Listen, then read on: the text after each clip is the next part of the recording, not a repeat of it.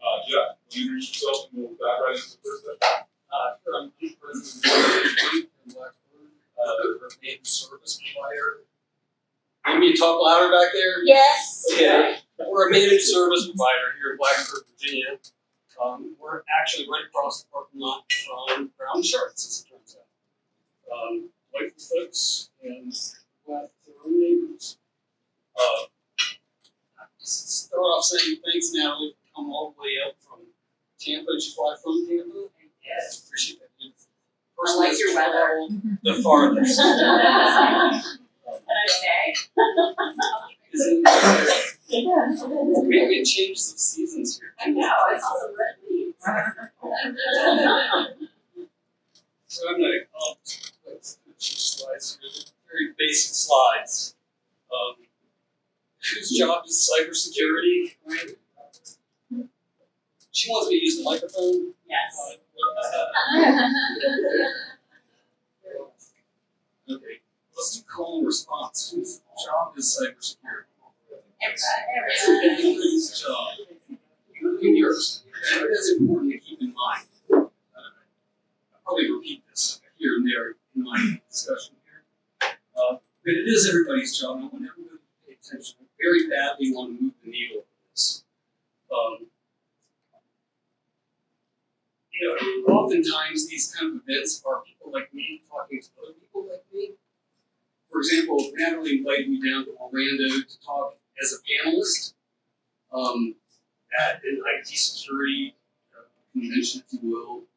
It was a lot of fun. I really enjoyed meeting some other managed service providers down there. Do you remember the first question you asked? Do you remember what it was?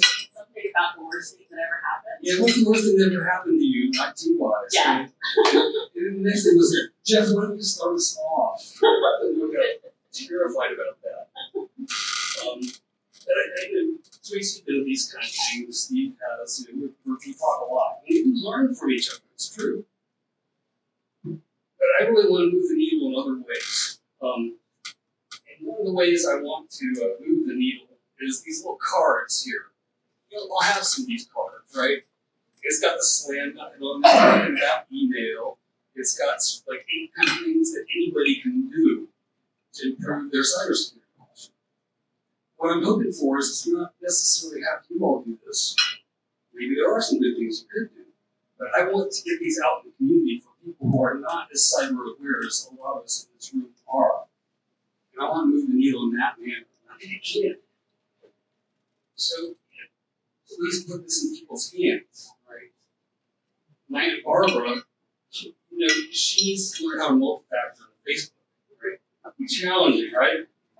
But that might move the needle. That might keep her from having her computer be operated by somebody in North Korea. So just by doing some of these things, they're contributing to national security in the United States. They really are. So again, nerds talking to nerds, I got a lot of different kinds of people in the room today. I really want to have those kinds of perspectives, folks. I think that people talking from different domains needs to happen a little bit more. Because I may not know what the cyber range is up to, and may not understand what's going on with people in academia.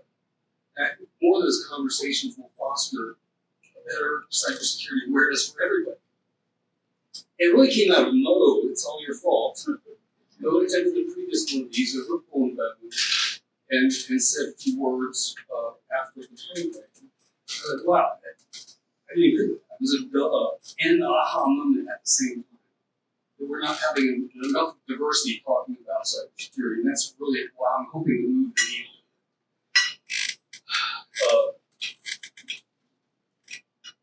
So, again, Terry from Town Narrows may not know what's going on with Jeff Nesonzo or in Blackbird. I think that having these kind of discussions amongst a diverse bunch of folks is super important. Can you all hear me better in back now? Am I still need to be louder? I like walking around. So y'all got a mission to put these into other people's hands, please. Does anybody need any more of those? I have 2,000. And I really want to move the needle in that manner.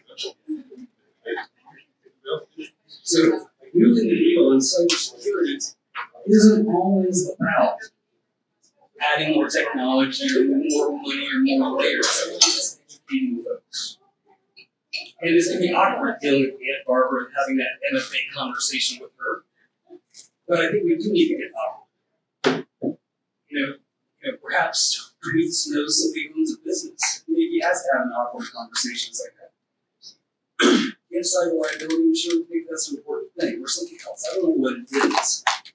But having those kinds of more awkward conversations with folks you're not always accustomed to having these kinds of conversations with is important for all of us. Maybe the SLAM method is going to keep somebody from getting infected because they'll have it top of mind. I like reading about this, hearing about this stuff, and doing these ongoing trainings because it keeps it top of mind. We all have weak moments, right? It happens to all of us. So I'm here to evangelize all this stuff. And there's a sermon starting out, right? One of my favorite statistics comes from Dave Filer's in a Crown thing, or else he'd be here too. China is graduating as many cyber people annually as we have in the industry in the entire United States. That really scares me out. They're really pushing that hard. We gotta move that needle. So I'm hoping that you will have some possibly awkward conversations, maybe not awkward conversations, but others out there to help them move the needle in their personal lives. We all have weak moments. I'm going to talk. Keep going here real quickly. Something else I don't want to talk about.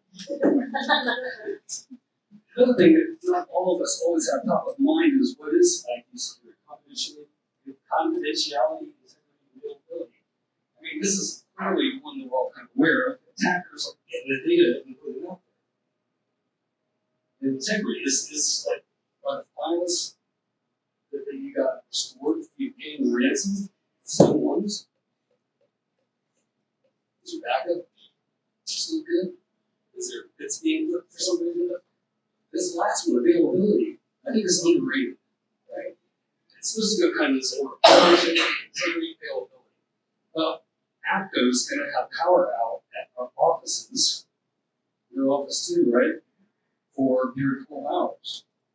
And you all are not in this good cloud. Right? So, take your laptop home and work. But for us, we do have some servers. And we're not going to have availability of all of our data and stuff for a period of hours. And it's okay. It's going to be between 11 and 6. So I'm done sooner. Everybody knows that.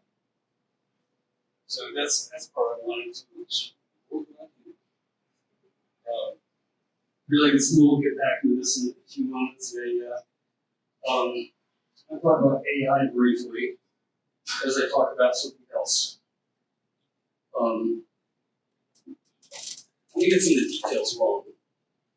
But I'm going to tell you about 2 different attacks that were successful in over the course of the last summer. Now I was going to talk a little bit about the attack itself, but it really happened. And I kind of think I know why it happened. Successful. I'm going to let Natalie talk about the attack. Because we should do that job. Both attacks were very similar. It was probably by this thing called Fraud GPT, which is a new product on the market, using this AI.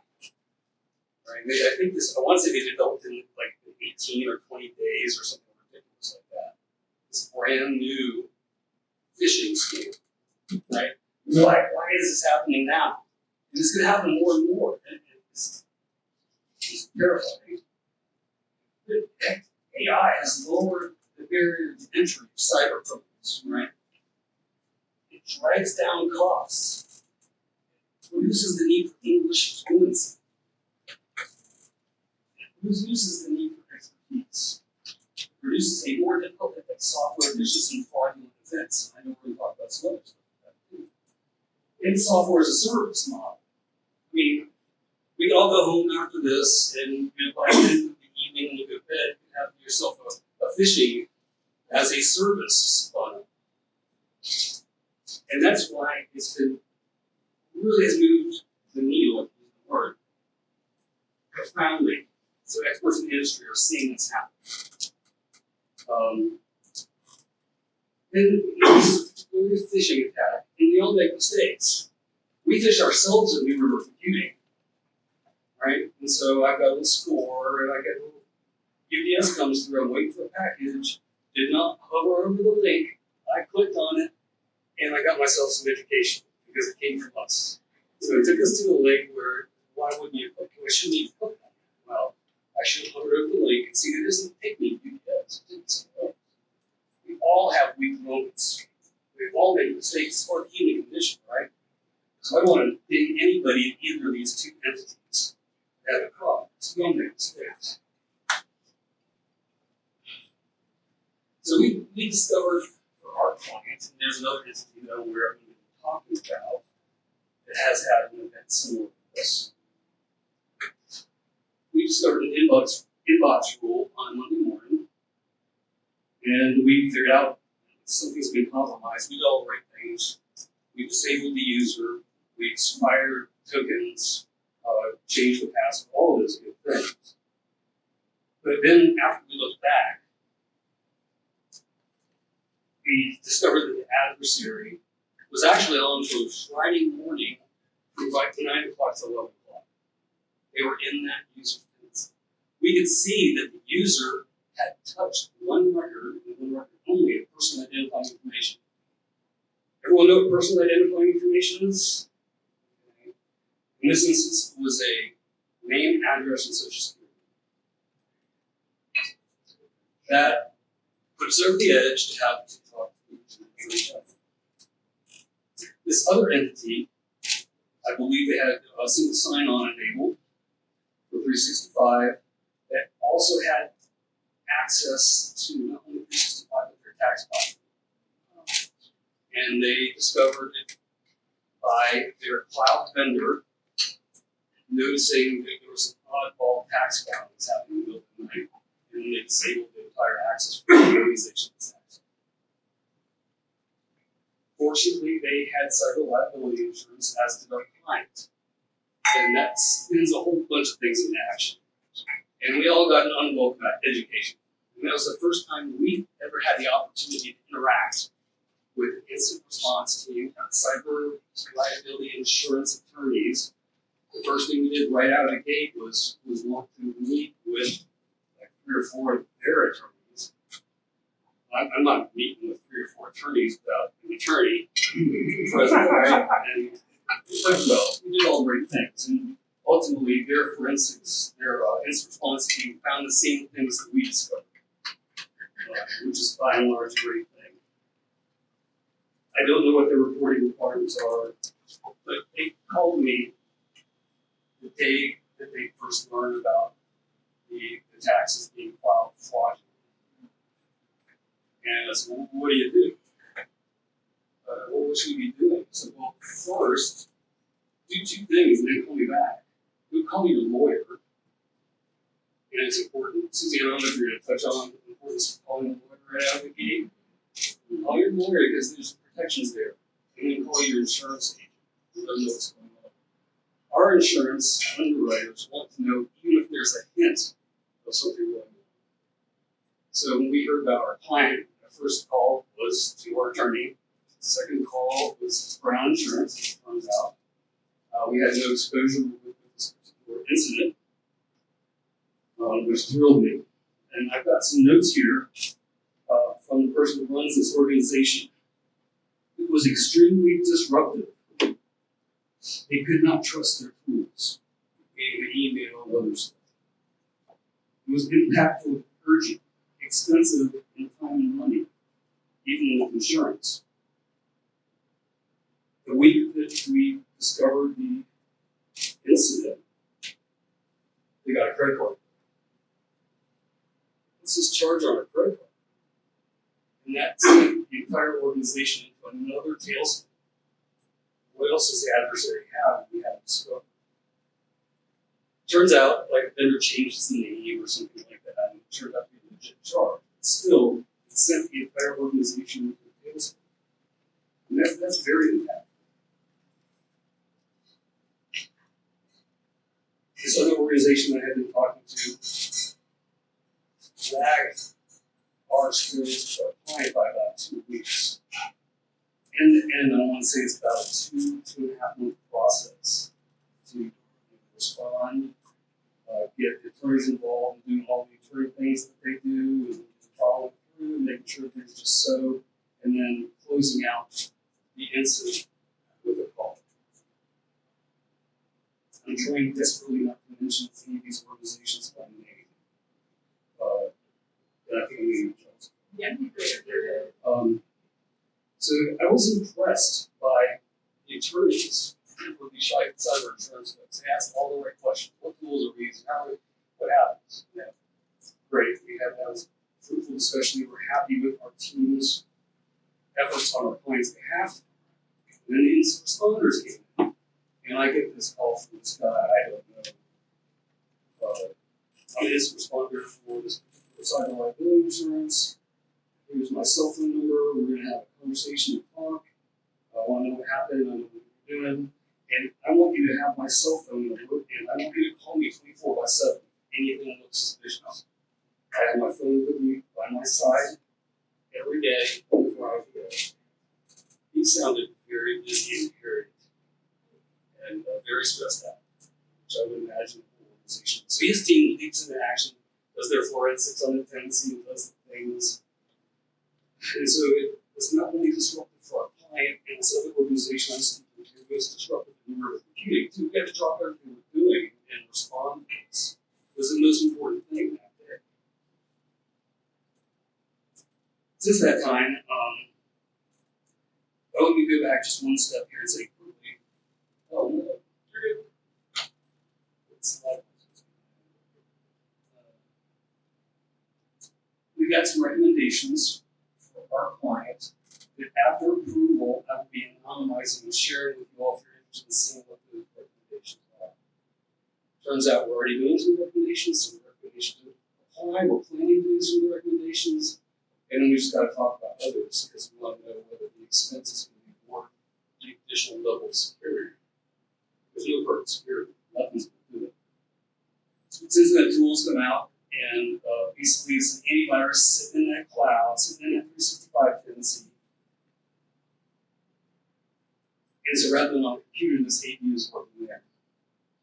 So we got this tool, bought it, put it in place, and what was it?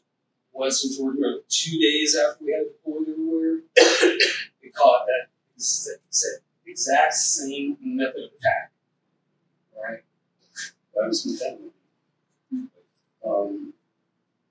So, whose job is cybersecurity? Everybody's job. If you haven't owned a business, and I don't know how it works with other organizations that are here. Who do you call first? Right. Second. The last thing about that insurance piece is how important cyber liability insurance is. Both of these organizations were covered. But something like this happening to an entity that is not covered, with the kind of things you have to go through, it would be like a bankrupting, door closing event. That's why when Chris is talking to me, somebody else who owns a business, it's like, we have are you covered by cyber liability insurance? You need to. I've had that awkward conversation a few times already since these events.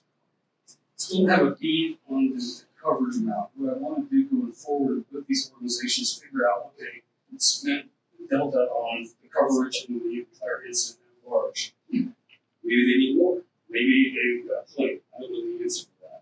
But I want to have a bead on that. I don't know how to express that yet. I'll get there. So I think that's well more than my 15 minutes time for Q&A. Hold on, you're good. Yeah, that was 18 minutes. 22 seconds. You're an awesome moderator. Kind of going into that, I was reading their article, and I meant to say this earlier, just in regards to what's changed in like the past year. And these numbers, I know there's statistics, and you can like make statistics up about anything.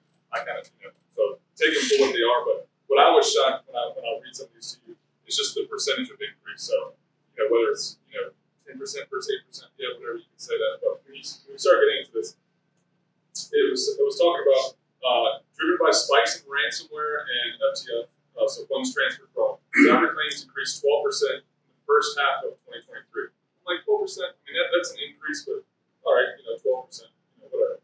Then I dived down and just looked at the report found that both claims frequency and severity rose for businesses in early 2023 across all revenue bands. And so I know we don't have we do have some very, very large companies here, but some of these numbers are going to be in regards to that. Companies with over 100 million in revenue saw the largest increase, 20% in the number of claims, as well as more substantial losses from attacks, with a 72% increase in claim severity compared to the second half of 2022. So 72, that's a big number. I don't care if it's 50, 80. Those are two large numbers, and that's for a large number. So I just want to add to that. Also, we have seen actually a decrease in the number of ransomware attacks in general, because we believe that is due a lot to the conflict between Ukraine and Russia. So those numbers, those claims are increasing, while the actual number of attacks are actually are not as high as they were. It's interesting stuff. Yeah. I'm happy to answer any questions. We'll have more discussion along these lines. Can anybody ask questions? Does anyone know why else the barrier to entry has decreased, and why we're seeing small businesses being targeted more and more? Lack of insurance. Lack of insurance? No. I'll just say lack of security. Yeah, lack of security. If you think of it, and we like to use like home analogy. If you think about it, if someone's casing my neighborhood and I lock my door, but my neighbor doesn't lock his door, which house are they going to break into? It's that. I mean, AI has definitely lowered the barrier to entry, and it's interesting because we've had, anyone in technology will tell you, we've had AI for a long time. I mean, we were talking about AI, believe it or not, back in the 90s. But what's new is AI to the masses. That's what's really new. But it's not just AI, because people tend to think of all these movies you see, and that a hacker is somebody, some, greasy dude in his mom's basement in his underwear hacking on a keyboard. And eating pizza, drinking Mountain Dew, maybe a couple Twizzlers or Snickers in there. I don't know. But the thing is what else has changed is that not only do these attackers, they've changed their tactics, and they've changed their tactics a lot. But not only do they you can buy anything on the dark web as a service. Things that I'm not going to mention in this room, things that Moe knows about. If you want to be upset, talk to her about them. It's very upsetting. I mean, it takes a special person to do this kind of things. Thank you for that. And the thing is not only do they create this malware, but now all you need is access to the dark web and you can buy it. All you need is cryptocurrency. You don't have to be smart at all. When I started my career, if you wanted to be a hacker, you had to, a greasy dude aside, you had to be smart. You had to understand how networks worked, how network protocols worked, how to write software. You don't have to understand that anymore. All you have to have is some cryptocurrency. And the bad guys call them affiliates. So an affiliate goes on the dark web. They say, I want to buy this. So they give them the crypto. Then they're given access. And so let's just, to make it easier, let's just talk about Lockbit. That's a threat actor, okay? So what Lockbit does with their affiliates is they have choices. How much of the work is the affiliate going to do, or is the affiliate just going to pay me and I'm going to do everything? When I say everything, they have help videos like YouTube videos. They have user guides. They have real help desks. They have payment processing centers. So what happens is they give an affiliate a cut of whatever. So the affiliate picks the target, and Lockbit, who's the pro, they do everything else. And that's another reason. So they do what we call, and everything's automated. And with AI, it's just going to be more automated. There's nobody sitting at a keyboard anymore, unless they're creating something new, which they do. I mean, if I were a threat actor, that's how I would do something. Yeah.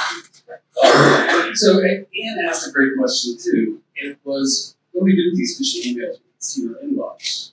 What should I do with it? Should I just delete it? Should I leave it spam? Should I try to report it as junk? What should I do? Right? Important message. Important message. It's a little add-in that you can get around what the reports not only your own, but 5%. you all hear what Chris said? Okay. And add in your Outlook reports to Microsoft. Right? That's great. I'm afraid that I'm in the camp of just reading stuff because I get so many emails and I'm just not. Oh, and never unsubscribe. You're just verifying Yeah, don't ever unsubscribe. that your email's good. Don't ever unsubscribe. I don't know that. Yeah. Only like legit, like I subscribe to. Yeah, like if you back to your subscribe. subscribe, Right. I'm gonna be able to unsubscribe from Instagram. Right. So Right. if you like this so legit organizations, I think, yeah, you find the guy's trying to sell me a Turkish carpet. Anyway, anything else, folks? So the moment the barrier to entry being a lot lower nowadays, it's just at CrowdStrike, their cybersecurity event called CowanPerry PC.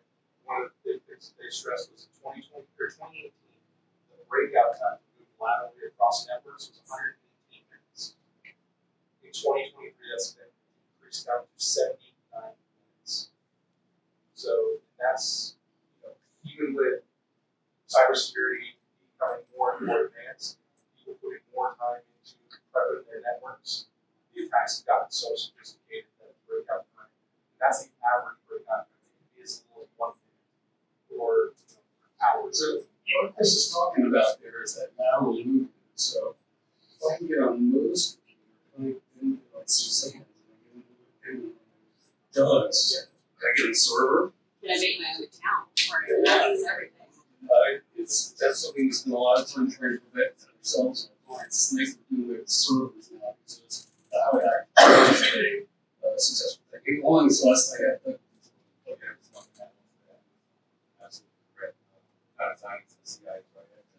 I'm sorry. Yeah, kind of tying into the CIA triad. That's a situation we're going through right now in Roanoke schools.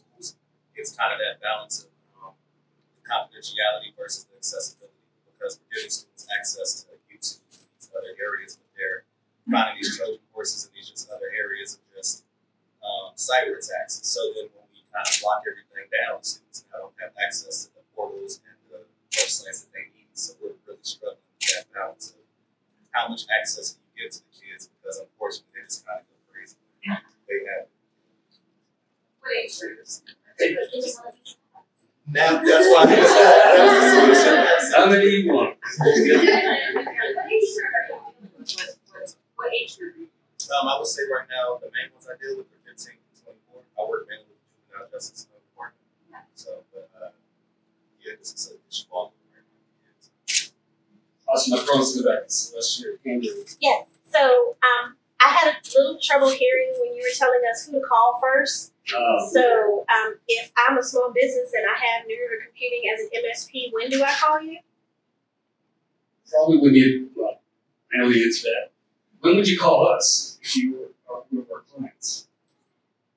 Call you first. I'm going to call the lawyer first. The attorney, cyber insurance, and the IT department. I want to be the third person in that chain. Doug's got a question back there. See, That's all right. This Doug. So, first person you call is your boss. If you're the boss, then the first person you call is your boss.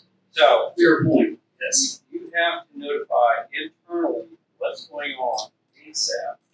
And a cyber breach is not an IT problem, it's a business problem. That's why the CEO needs to know what's going on. The CEO is going to bring in the legal counsel for the organization, and then they're going to make that phone call to the appropriate people. Thank you. In our case, we call cyber insurance first. They bring in the lawyers, they bring in the counsel.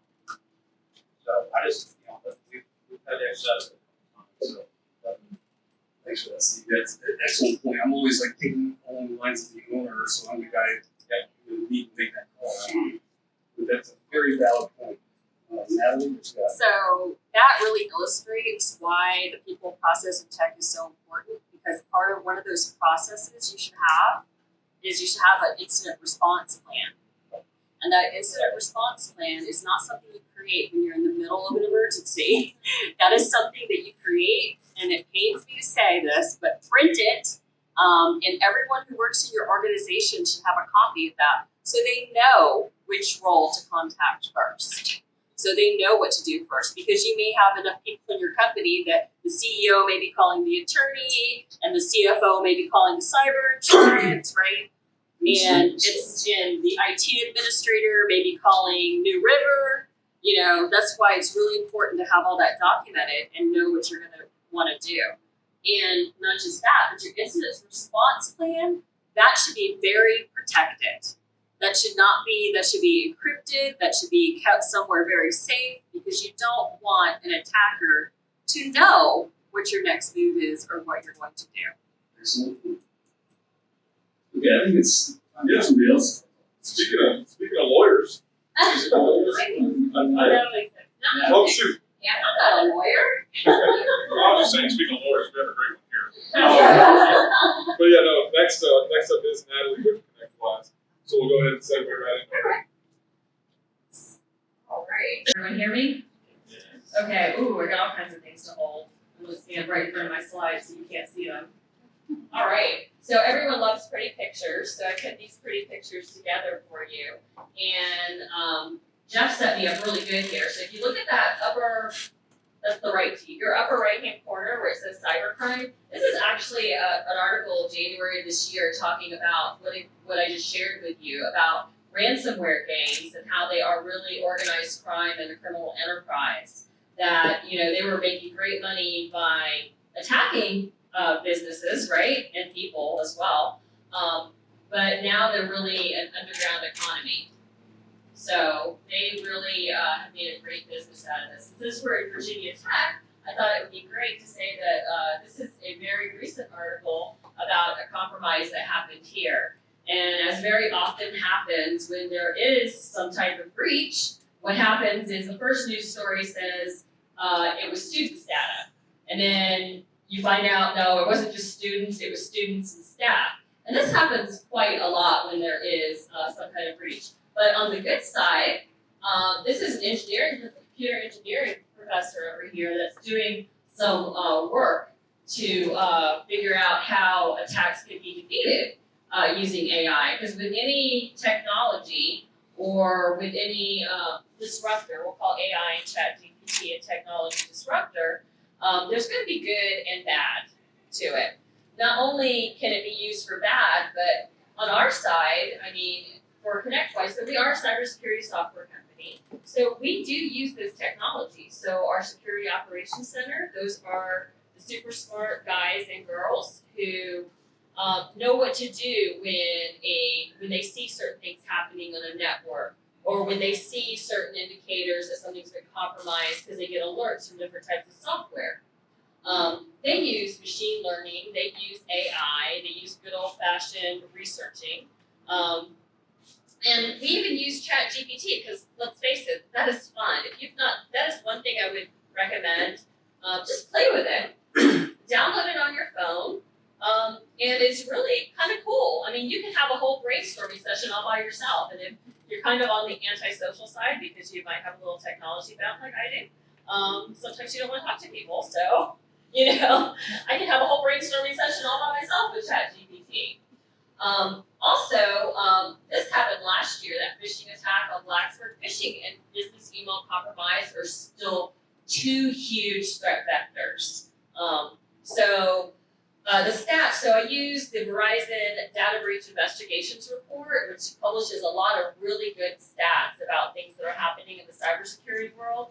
And I believe the current stat is 74% of all breaches are due to a human factor.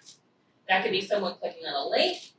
That could be someone misconfiguring some software, misconfiguring a firewall, letting somebody in.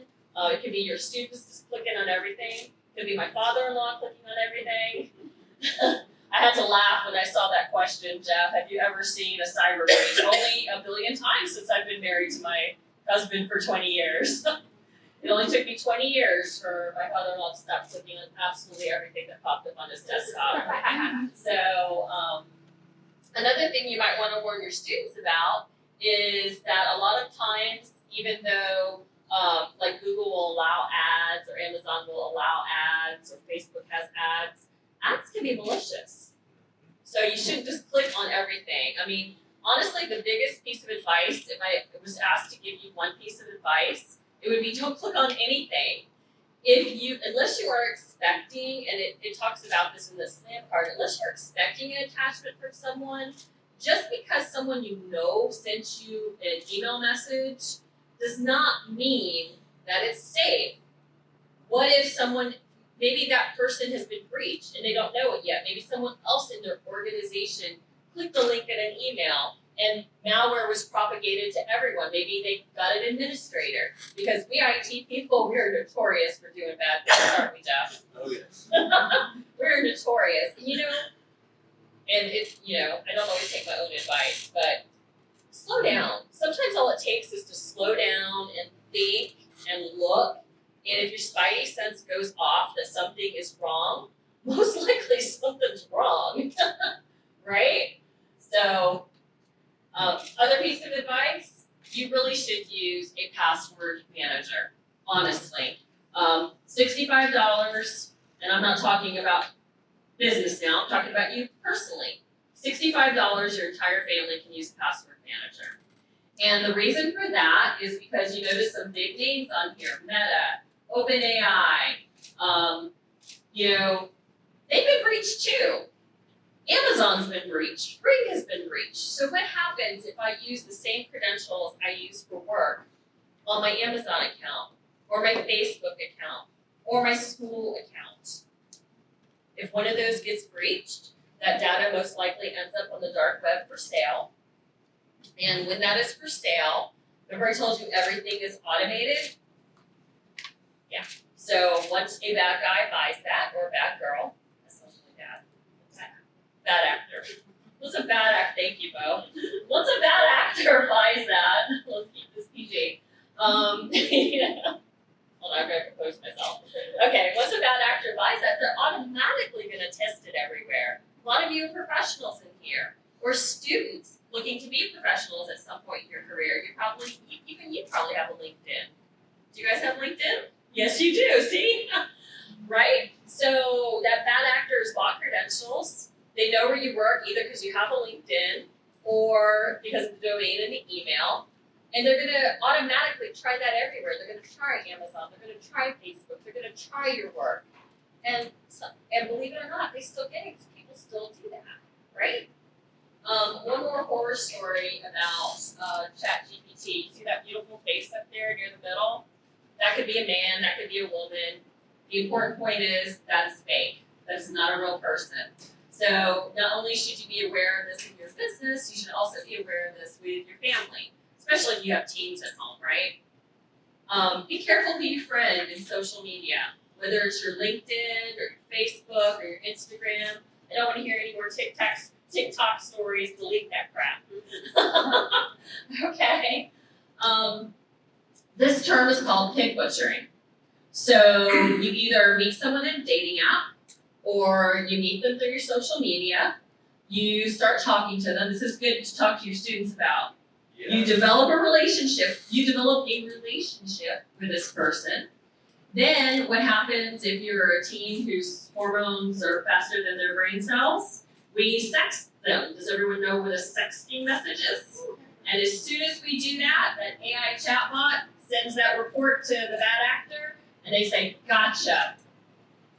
I'm going to release this unless you pay me. Or as a business professional, maybe it's not sexting, or maybe it is, but maybe you share too much information about where you work or what you're working on where you work. And then that's when the blackmail begins. So you should always know, and just because someone's a friend of a friend of a friend doesn't mean that counts okay. So just some tips to protect yourself and your family. Yeah, social engineering. I was thinking about that a moment. Oh, MGM situation. Does anyone know how that began? Social engineering. So that brings me another point. So maybe with your bank, for instance, does anyone have secret questions that you have to get the answers to? Do you tell the truth? No, you don't. No, you don't. Give really obscure answers. And you want those really obscure answers, you know where you're gonna save those? Remember that password manager I told you about? That's where you're gonna save those really obscure answers. And that's not because you aren't to be trusted, but what about the person in that call center who's making minimum wage and they get a phone call from someone who's socially engineering them? You have something to say. Briefly, when you're done with that. Oh, go ahead. I just want to mention there's a piece of PII out there that is frightening Yeah. to me because wish somebody a happy birthday on Facebook. Yeah. Okay, I have a piece of information about that individual. But I love being told happy birthday on Facebook. I mean, I love it when people do that because then when I'm trying to identify somebody in their birthday, I can go to their Facebook and somebody's going to write on their wall. Why? Why about your birthday? Yes. On Facebook, they've got your birthday, your mother's maiden name, the town, and all your things. Think about that. And they're using that data to train their AI. I was reading an article in Wired about that. Yeah. Oh, there's multiple AIs. ChatGPT. No, for Facebook. Oh yeah. Oh yeah. Coming out with all these Oh yeah. celebrity names. Yeah. They'll be a lot better off basically just with that for individuals. Yeah. Yeah. So I'll go back to MySpace. Anyone old enough to remember MySpace? I don't believe you. It's still active. I know. Yeah, you can still create an account on these guys. Yeah, I don't even remember where I was going. The lies. So someone calls your bank and they want to get to your account, and that minimum wage person answers that phone, and they have all the answers to your secret questions. Guess what? They now have access to your account. Yeah, it's that happened. Individual got married, his wife wanted to buy a house. Mhm. He had a house already in his name. Yep. I can't know something. Yep. And Yep. he's still trying to actually get that house. Yeah, you can check your credit report. Yeah, you has that part in your stuff. Oh yeah. You can lock it. You can check it. Yeah. I know Mo has more information on that. So I'm gonna move on here. So I want to show you how that attack happens. That Jeff was vaguely talking about how this happens. This is a phishing as a service attack. And this is available on the dark web right now. If you are not faint of heart and want to fire up your Tor browser or the Onion router and access the dark web, make sure there are no children around, and you probably shouldn't do it on your work computer. You can buy this. You can buy one called Evil Proxy. You can buy one called Greatness. I'm sure there's other ones out there. And so this is how it happens. We have a user. Our user's name is Bob. If your name is Bob, I'm sorry. That's the name I always use. And Bob wants to get to a website. Why does Bob want to get to this website? Well, Bob wants to get to office.com. Sounds safe, doesn't it? So the problem is there is an actor in the middle. We call this an actor in the middle attack, or a man. We used to call it a man in the middle attack, but I've been told we can't call it that anymore. So it's an actor in the middle attack. I like adversary. Adversary. I don't know why we call them threat actors, because they're not acting, but we do. And notice what he has set up. He has set up this beautiful little phishing website, and it's office.com, right? Lots of F's in there, right? And if we're hurrying and we're not paying attention, in this attack, even if we were paying attention, we might see it, but we're not going to see it hit that website. A couple other things I want to point out. TLS encrypted. Is everyone familiar, like when you go to your banking website, or even if you go to Facebook, the HTTPS? Okay. Does HTTPS encryption, that just means your data is encrypted in communication. Does that mean you're safe? It's a trick question. No, it does not. All it means is the data is encrypted. There's even been some talk about getting rid of those little security things that say you're cool. If you, the little green thing in your browser that says you're good, thumbs up, yeah. Doesn't matter. Doesn't matter. You know how long it would take me to set up a TLS encrypted website? Yeah. Somebody with no technical skills could do it really quickly.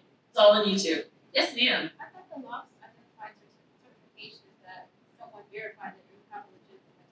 Yeah, the Some person. locks do. Well, I can get a free certificate right now. There are about 5 or 6 different levels of SSL Yeah. certificates, and there's only one of them that is ridiculously expensive. It takes about 3 months to be able to get it, and that no one ever does that except for places like Microsoft or things like that. And we all know Microsoft can't be trusted because they just had a major breach. They had a Chinese threat actor that got some U.S. government information due to that breach.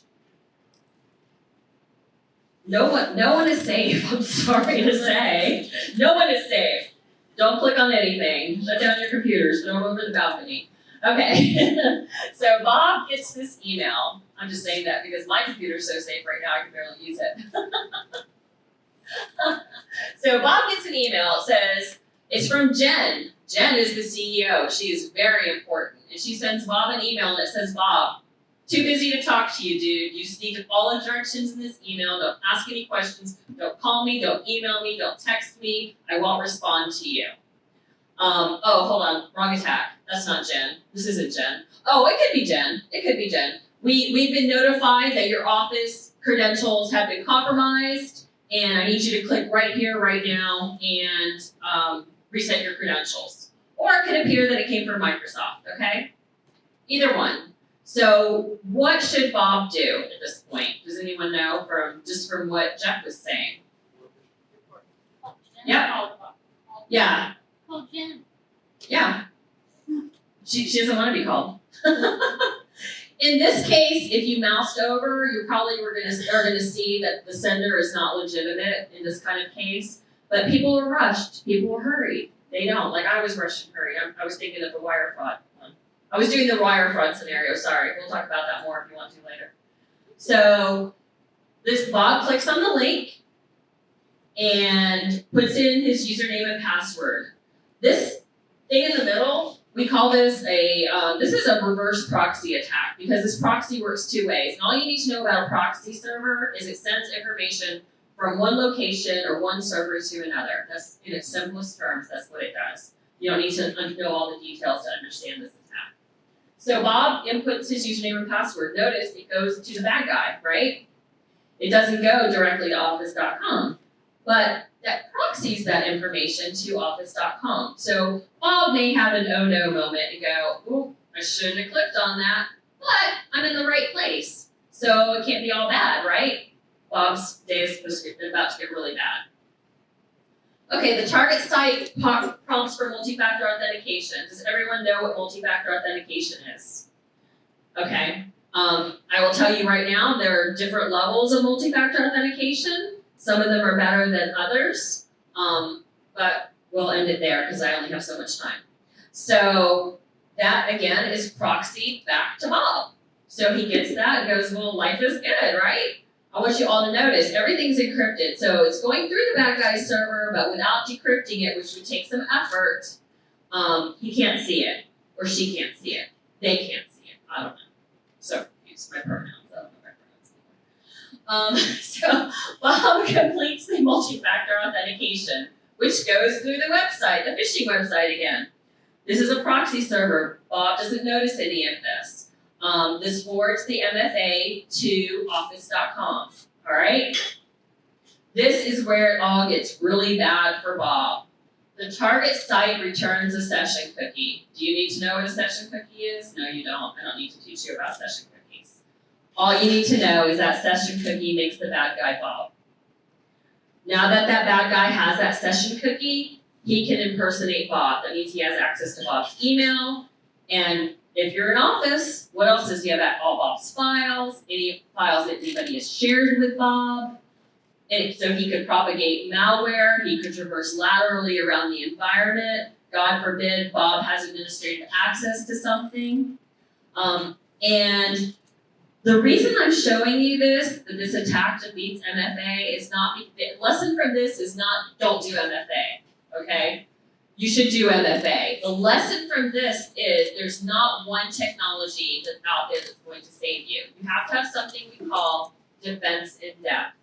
So if Bob's company had something called a SIM, which looks at logs from your network and from everything in your environment, that SIM would see if this bad guy created new accounts, or if Bob is logged in from multiple locations, which are impossible, something like impossible travel, like Bob logs in from here in Blacksburg and then logs in from somewhere in Europe. Not possible to do that, right?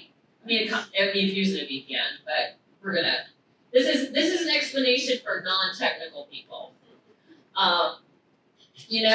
I mean, there's things you can do in Office to make sure that you don't allow logins from certain locations, but any smart person can get around that location stuff by using a VPN. A SIM could catch if someone was using, because a lot of times when your email is compromised, what will happen is the bad guy will use that to exfiltrate data, or will start creating forwarding rules to forward information somewhere, but they also create rules to clean up your inbox. So a person would not see these actions happening unless they were in the exact right spot at the exact right time. However, these technologies would catch this. So they also could propagate malware to all Bob's customers. Or I know one of these attacks happened, and the way it was caught is that's exactly what happened. We've seen this happen in our security operations center. They sent emails to everybody in the person's address book. And people started calling going, why are you sending me this? This is so weird. And they were trying to use it to compromise additional businesses. So you have to have defense in depth. So you have to have things that look at what's happening on your laptop or your desktop, what's happening on your network. And if you want more details on any of these things, you can either ask questions now, or you can talk to Jeff and his team at New River, or any one of us panelists here. So remember when Jeff said people, process, and technology? They're all equally important. And to get cyber insurance, you actually have to cover all of those. You have to have an incident response plan. You probably have to have MFA. Yeah, you probably have to have endpoint detection and response. I'm starting to see applications that are asking for SIM. I'm seeing, I just did an event with another cyber broker in another area in Florida, and they were telling me that their their insurance companies are starting to ask for technology that deals with privileged access management, where everyone must log in as a regular user, and then there's technology that when an administrator or an IT person needs to do something specific, they can go through a process to escalate their privileges so they can access and do whatever it is they need to do. So, and that's a good practice for your home as well. You shouldn't be logging into your computers with an administrative account. You should create a regular user account on your computers, because if you get compromised, because one of your kids clicks on one of these really cool ads for the latest Christmas toy, right? Then the damage is minimized if you're not an administrator. Does that make sense? Everyone looks scared now. Don't be scared. I mean, there's things you can do. And honestly, so one of the attacks that I saw with one of our customers was we had a healthcare customer through a managed service provider, because ConnectWise partners with managed service providers. And because they had the correct technology in place, they had an incident, business email compromise, bad guy got in. But they were able to show through the tools they had deployed, their defense in depth, that the bad guy never touched any PHI, never made it to that point. And because of that, they didn't have a reportable incident. No fines to pay, nobody to report anything to, not showing up on the HHS wall of shame, which I'm sure you guys are familiar with. The Health and Human Services has what we affectionately call the wall of shame. If you're in the healthcare industry and you have to report a HIPAA violation, you show up on that wall of shame, besides paying your fine, so to add insult to injury. But So not only are these tools good for prevention and detection, they're also good to prove that you don't have a reportable incident, because I'm telling you, GDPR, there are some states here that have GDPR-like laws, and those laws apply to you if you have customers in those regions. Just like GDPR applies to you if you have any customers in a GDPR-covered country. So, and we're seeing proposed federal legislation. We're seeing not just critical infrastructure, but other businesses, they want reporting. Because as scary as our statistics are, I'm telling you right now, everyone is not reporting it when they have a breach. You're gonna see many more. Okay, you're gonna see many more large companies in the news. And things that large companies don't have to worry about as much as you guys do is reputation. How many people stopped shopping at Target when they were breached, or stopped shopping at Home Depot, or stopped using Amazon or their Ring camera? Target. She feels singled out though. You know? But, you know, reputation is much bigger to you guys as small businesses than it is to large businesses, unfortunately. And another scary stat, and Jeff is right, you can make stats say what you want them to say, but you know, when you're reporting them, but 60% of small to medium-sized businesses that have a cyber breach, not just an incident, but an actual breach, which is a legal term, go out of business within 6 months. It's a really staggering statistic. Yeah, and go ahead, Jeff. I just want to point out that reputation thing. These cyber insurance coverages do have people that will be PR people for you. Yeah. If you notice the recent breach of those 5 top schools, it was obvious reading the communications that it was nobody but County writing this communication like that. And that's one of the things that cyber liability insurance can provide smaller businesses like ours. Yeah, and these attackers have gotten, talk about the way they've changed, they've gotten really bold. They're doing what we call quadruple extortion, and sometimes it's only triple extortion, because they are skipping encrypting the files altogether. And what they're doing is they have your data, right? So whether or not they encrypted your data, if they've encrypted it, they're asking for a ransom, right? Then, so say you pay the ransom, or you piss them off, one of the two. So then they say, hey, we've got your data. Do you want me to release your data? And guess what? Another threat actor, Clop, they've been instrumental in the Move It breach. Anyone heard of the Move It breach?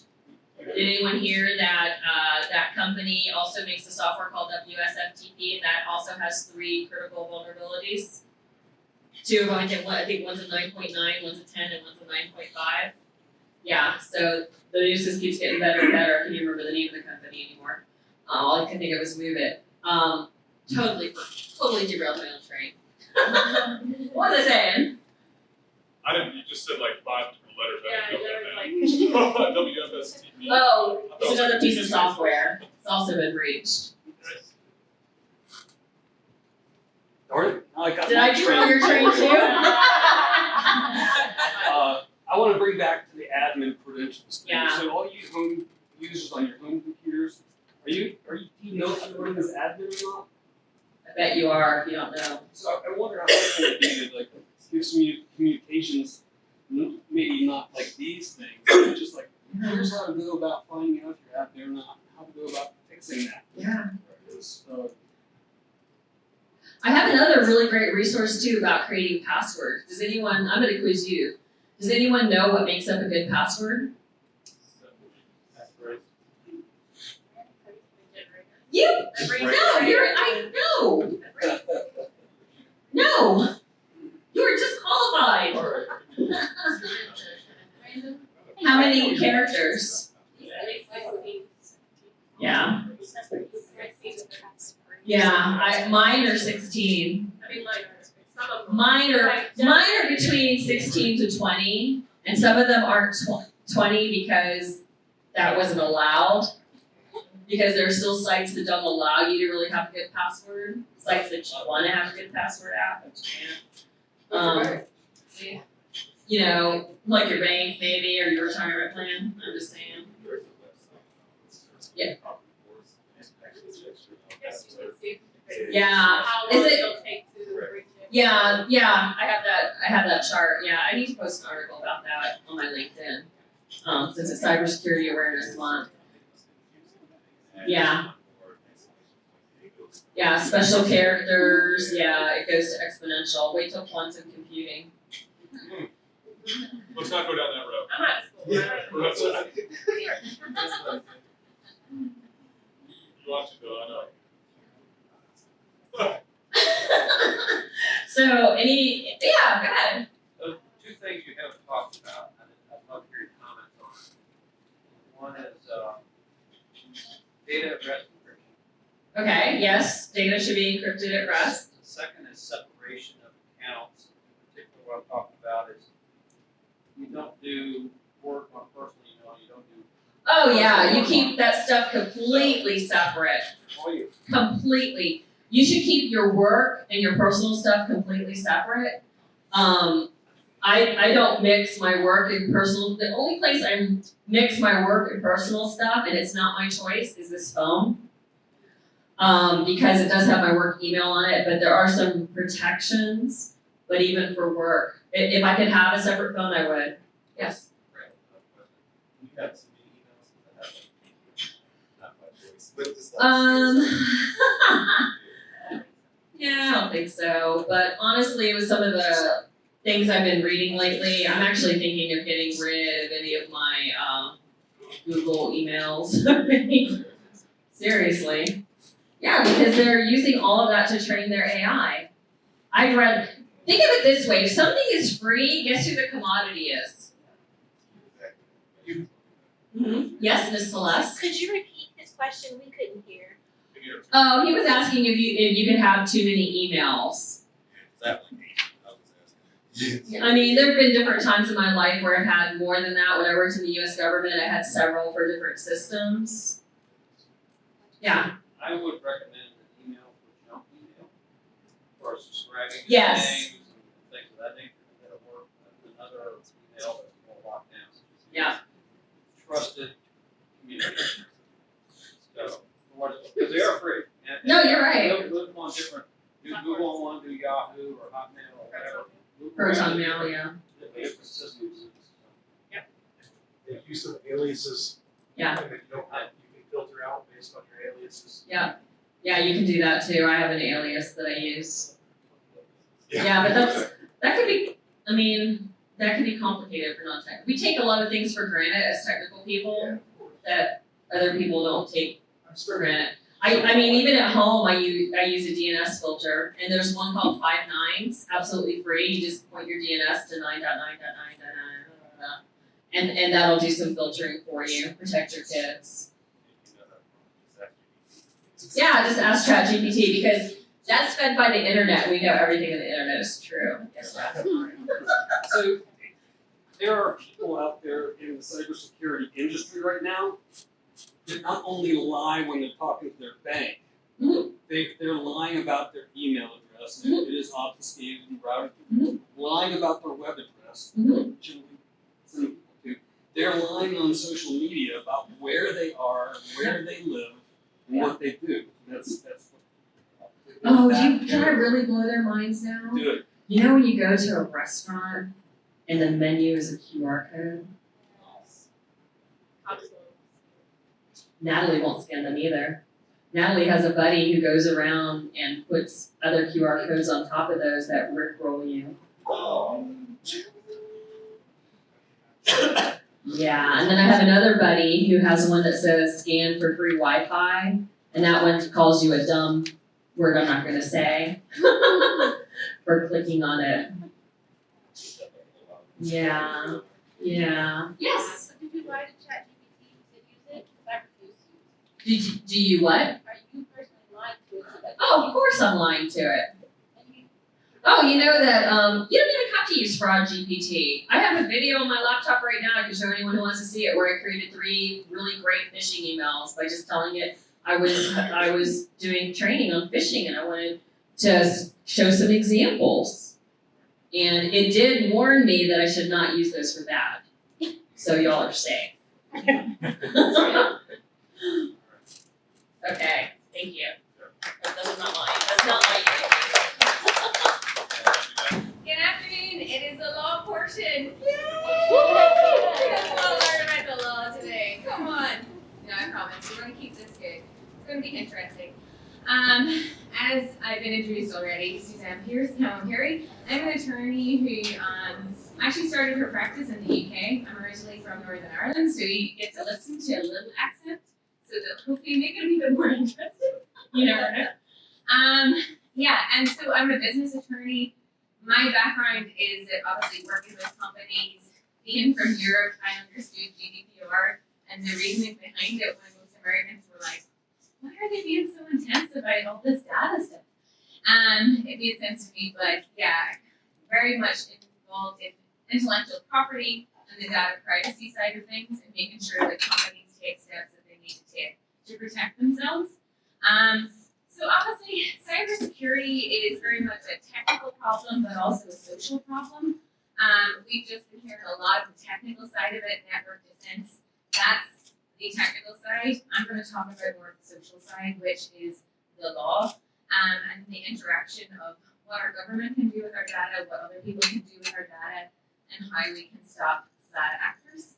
I'm going to use your lingo. So today, really, what I want to talk about, and maybe just raise a little bit of awareness, because I think oftentimes a lot of organizations and companies don't realize what laws actually apply to them.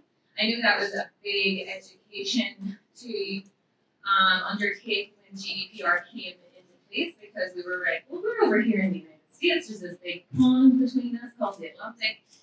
It can apply to us, and it does, and it applied to a lot of our clients who were doing business in the UK, across Europe, had just people who were clicking on their website, that alone, cookies is identifiable information under GDPR. And so I really want to start with that we look at the laws that can apply. We're going to look at the different, levels of law. And then after that, really kind of take some time to think about what your organization and business should be doing and what it should have in place to protect yourselves. So cyber law, law that deals with cybersecurity, we have it at international level, we have it at federal level, we have it at state level. We have criminal, we have civil, and really it's actually so much broader, I think, than most people expect, because really it's covering, you have the criminal side of things, you've got cybercrime, you've got data protection and privacy, you have intellectual property, which is now becoming a hot topic with AI, and you have like electronic contracts and transactions law that is applicable. When we start with the criminal side, because you're thinking about these bad actors, right? We've just heard all these terrible stories about people stealing information from organizations. The primary statutory mechanism is a piece of legislation called the Computer Fraud and Abuse Act, and that is really the statute that will apply for people, if there's ransomware, you've got hacking, that sort of thing. That is the legislation that's going to be applied, and that's what they're going to come after you for. And it has the penalties are 10 to 20 years imprisonment, and that sort of thing. And that covers unauthorized access to networks, computers, knowingly accessing someone else's computer, damaging it, stealing information, any sort of extortion. That's going to cover it. So that's your main legislation on the criminal side of things. There's also a few other pieces of legislation like Electronic Communications Protection Act, and these are all at the federal level. So there are a number of pieces of legislation, but I think we're all very aware. The stats are that 5% of hackers and cyber criminals are actually prosecuted. And there's 0.3% of all reported cybercrime complaints are enforced. So it is such a small percentage. And I think we can all we can all tell because, you know, the reports that we're reading in the news are very much about the companies who have been hacked. There's very little about some kid in Russia or in China or somewhere else located in the world, in the particular market too, and hacking. There's very little about that. So that's, the criminal's great, but obviously, you know, as effective, it's just a hard area to be enforced. So that turns my attention into the civil side, and this is where, as a business attorney, we care about this for the people, the businesses, and the organizations that we represent. There are a number of statutes. There's a federal level, and there's also state level, and Virginia just joined the gang of having its own Data Privacy Act, which came into effect earlier this year. But at the federal level, like we have Federal Trade Commission, they have their own legislation that governs some of that. We have the SEC, which prohibits fraud in connection with security, so no ownership in companies. We have legislation that's specific to financial institutions, and so you'll find that really at the federal level, it is actually quite sector specific, and not very broad, although as I mentioned already this afternoon, there is a lot of talk about a potential data privacy piece of legislation coming in at the federal level that would be broader, would probably be closer to something like the GDPR that Europe has with that. And HIPAA. We have already mentioned HIPAA as well as another example. So as I mentioned, most of these statutes are obviously requiring, and they even have offenses for that sort of breach of cybersecurity. The state level, most of these will require a level of reasonable security, and you'll probably be aware that lawyers love that term reasonable. But what does it mean? We go to school for a long time to try and work that out. But it's, you know, it really does, we'll talk about this more, but it really does depend on your situation. Looking at the Virginia Consumer Data Protection Act, because that's potentially something that could apply to your business and your organization today. It came into effect, as I said, in January 1 of this year, and it applies to companies. It doesn't apply to nonprofits, and it doesn't apply to health institutes who are subject to HIPAA, but it really just applies to companies who are targeting products and services to Virginia residents. So again, you have that idea, like with the California law that you're probably a little familiar with as well, that if you're targeting people within California or you're targeting people within Virginia, their law is going to apply to you. And if by doing that and by targeting your products or your services in Virginia, you are obtaining or getting access to personal data from people located in Virginia, you're going to be subject to that law. It provides some things that we've seen in the GDPR. It provides to consumers, requires that companies provide to consumers a privacy policy, so set out exactly what their rights are, what the companies do with their personal data. It requires that companies obtain consent prior to collecting personal data that's sensitive. And so that's going to be more things like genetic or biometric data, data collected from children, or geographic data that's sensitive, and you're going to have to actually proactively obtain consent from that person. It requires that you comply with data processing principles, that you establish, implement, and maintain security measures that are adequate to protect that data, and that if you have a third party processing or somehow even storing data or organizing that data for you, doing something with that data, there needs to be a written contract in place, and that written contract needs to ensure that that third party is compliant with this piece of legislation. And that's something that that's actually something that really comes into my day-to-day practice, because if, you know, I have a company and they're obtaining personal information, they're working with Amazon, AWS, or, you know, all different companies who maybe even just a server for them. If that personal information is hit to that server, we need to make sure that your contract with them is adequate to ensure compliance with the applicable legislation. So that's something that's very much my day-to-day that I do for companies. One thing thing that Virginia also requires is that you conduct a data protection assessment. And this is one thing that I would actually recommend for every type of organization, even if you are a nonprofit. You're not necessarily getting consumer data, but it's something that's really worthwhile doing.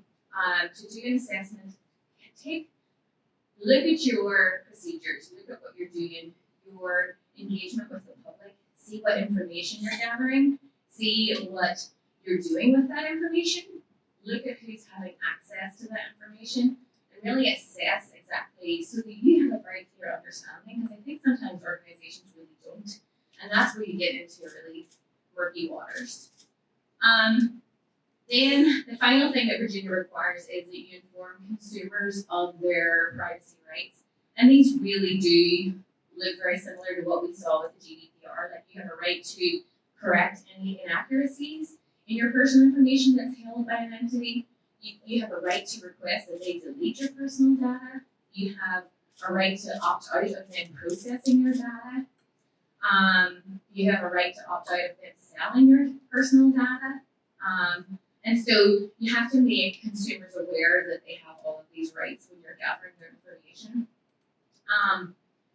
Controllers and what they're called controllers, but the companies who are gathering that information, they're prohibited from discriminating against a consumer from exercising those rights.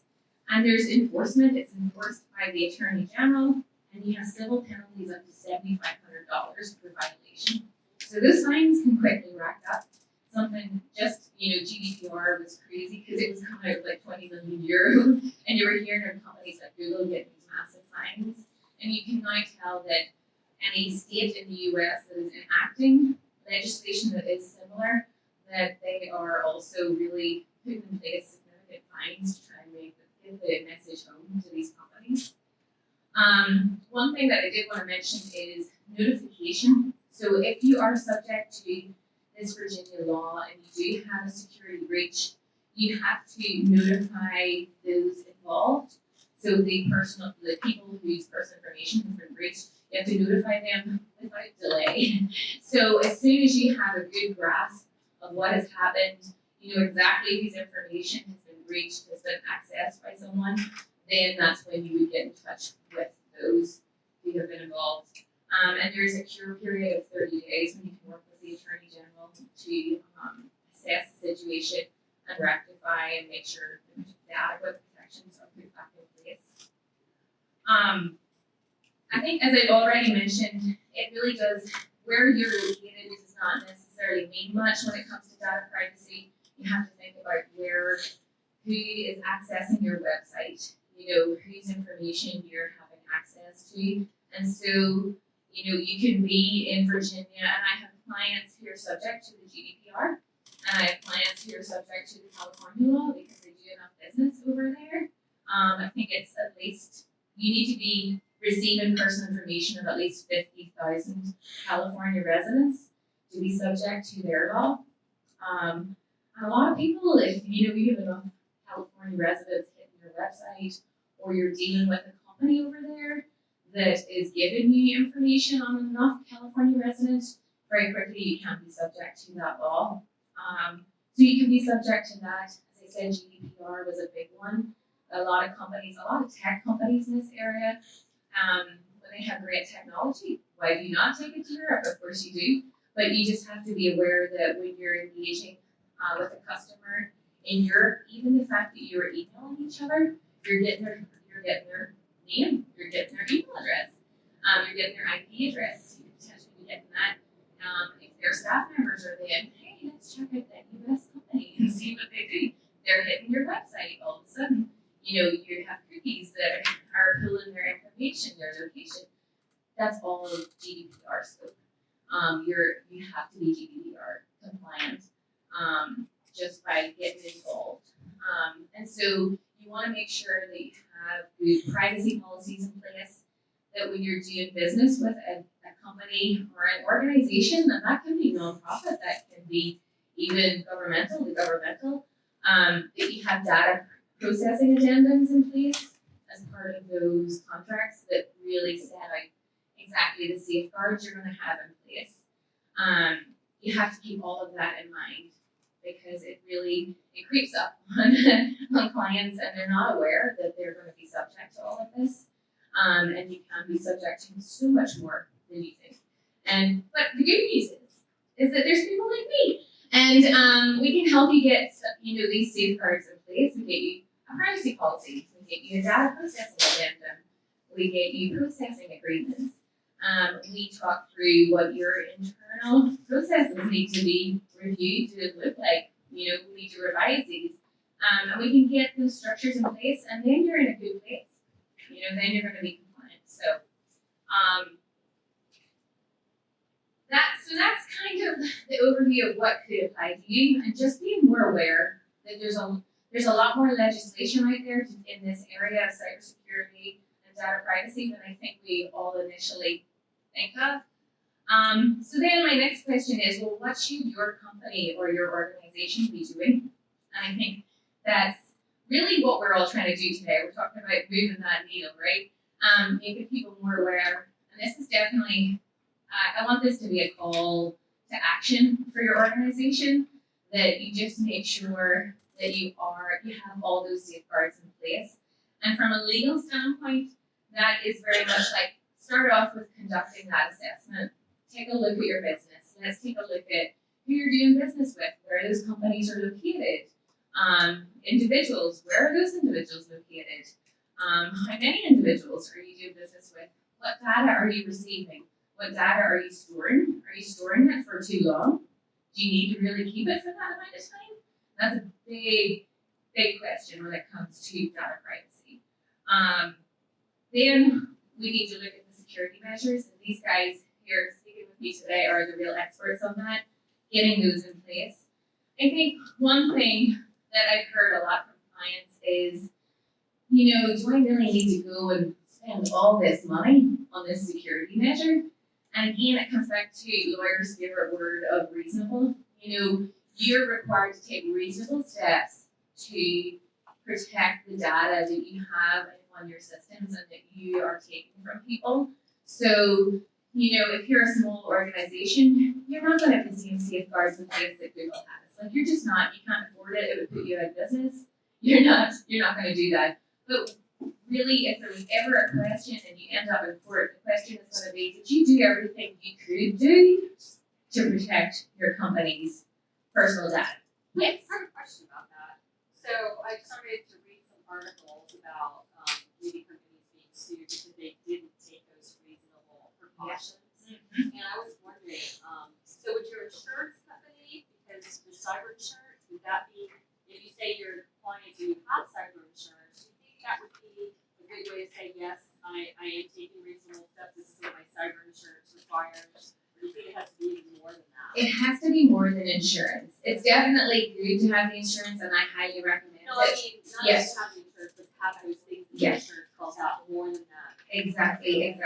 It really needs to be, yes, if your insurance company says, okay, we just need you to have a privacy policy and, an internal, we need you to conduct an assessment before we give you insurance.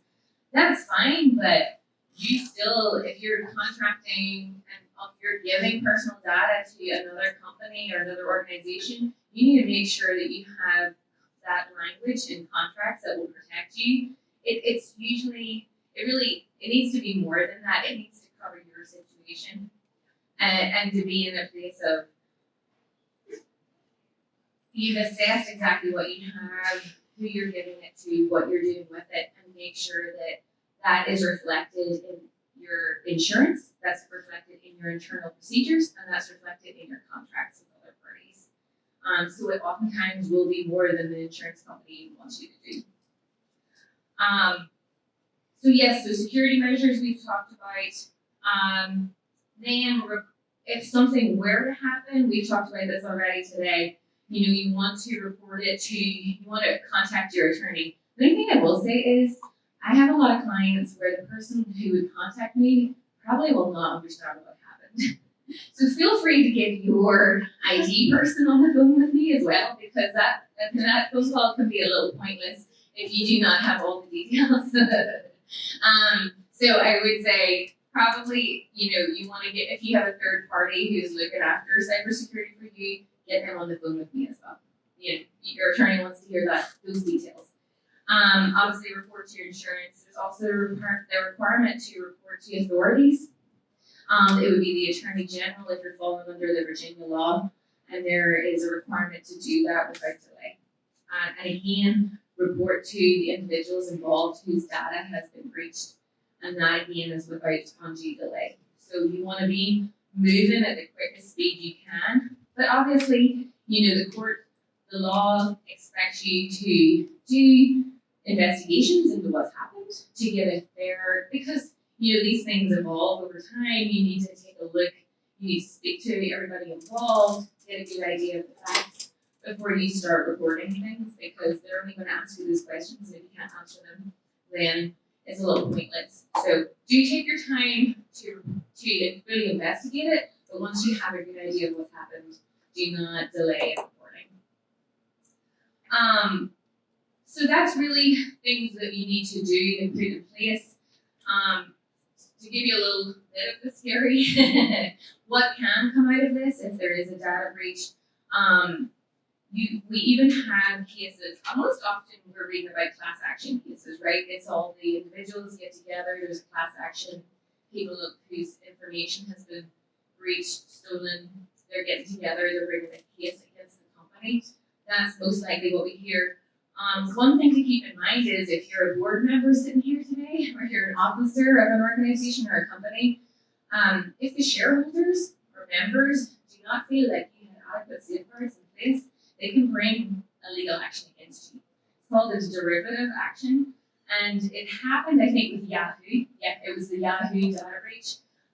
The individual board members and officers were sued, and they actually, it was for failing to exercise their fiduciary duties, failing to ensure that proper security measures were in place, and failing to adequately investigate the incident, and making misleading statements. So you really have to be careful what you're doing.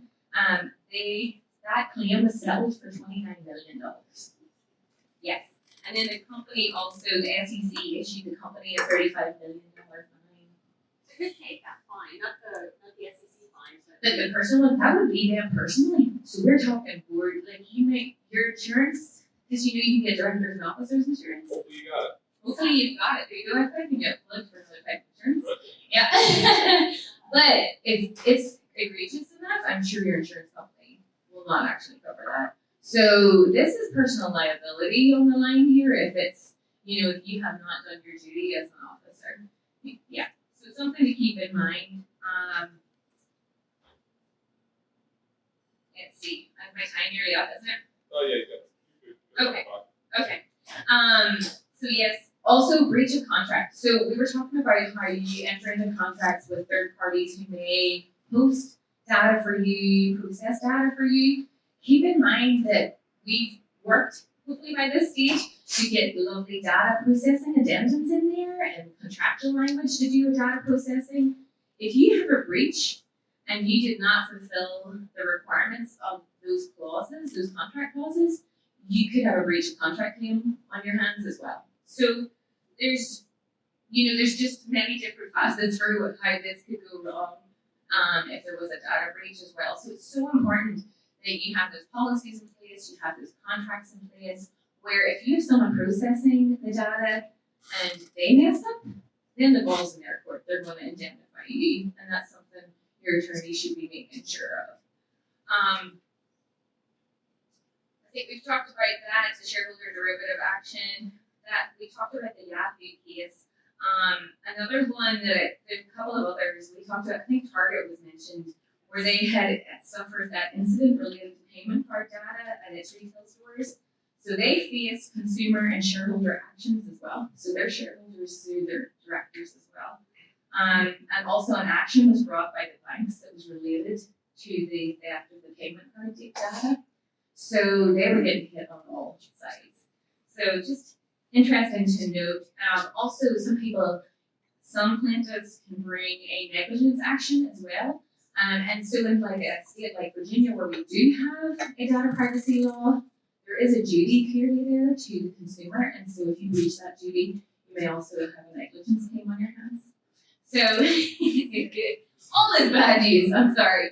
But just it really kind of drives home the point that we really just want to make sure that the companies that we work for, the organizations that we work with, maybe the boards that we sit on, let's be the person who is conscious of these things and is thinking about, hey, what data do we have? What information are we gathering here? And do we have adequate safeguards in place?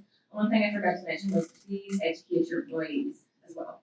Make sure that your whole organization is aware of these wonderful policies. I think all too often I worry that I draft these things and they go into the abyss. But make sure that there's an afternoon, there's a lunch where that's communicated to your employees. Hey, this is on all of us. We say that at the very beginning. You know, it's everybody's responsibility. And that should be the case within your organization too, that they're educated and they know what's going on. And I didn't get to AI, but I figured everybody wants to talk about that, so that'll be Q&A. So we'll talk about that. Yes. You mentioned that the New Virginia law. Mm-hmm. How digestible could we make it to figure out false in that law and see what parts of that law apply? Is that something that's being worked on? Yes. Oh, yeah. I think I did an article on it that I can share with you. Yeah, there's like 3 bullet points for who qualifies, and then if you qualify, the rest of it applies to you. Just repeat the question, sir. Oh yes. So for the New Virginia law, Jeff was just asking if there's a way we can kind of make that, maybe give a summary that would be really digestible to everybody, which we can easily do because it's really like 3 bullet points of who may qualify and then, or who may be subject to that legislation and then what applies after that. So we can do that. We'll get up to everybody, all the attendees, and we can use all of our. Yes. Yeah, no problem. Yes. Yeah, one Go question. for it. When you're talking about just let the attorneys and people know all the individuals that you give permission to, does that mean you need to provide a list of all the cookies that you accept as well? Because a lot of times you accept for them to. Right. No, when it comes to things like cookies and beacons and things like that, it's more just an idea of letting me know letting your attorney know exactly what you have running on your website. It's not necessarily you're gonna have a contract or anything like that, but you're gonna just let those, it's kind of understood that every website has those running. So we deal with them actually more as a group.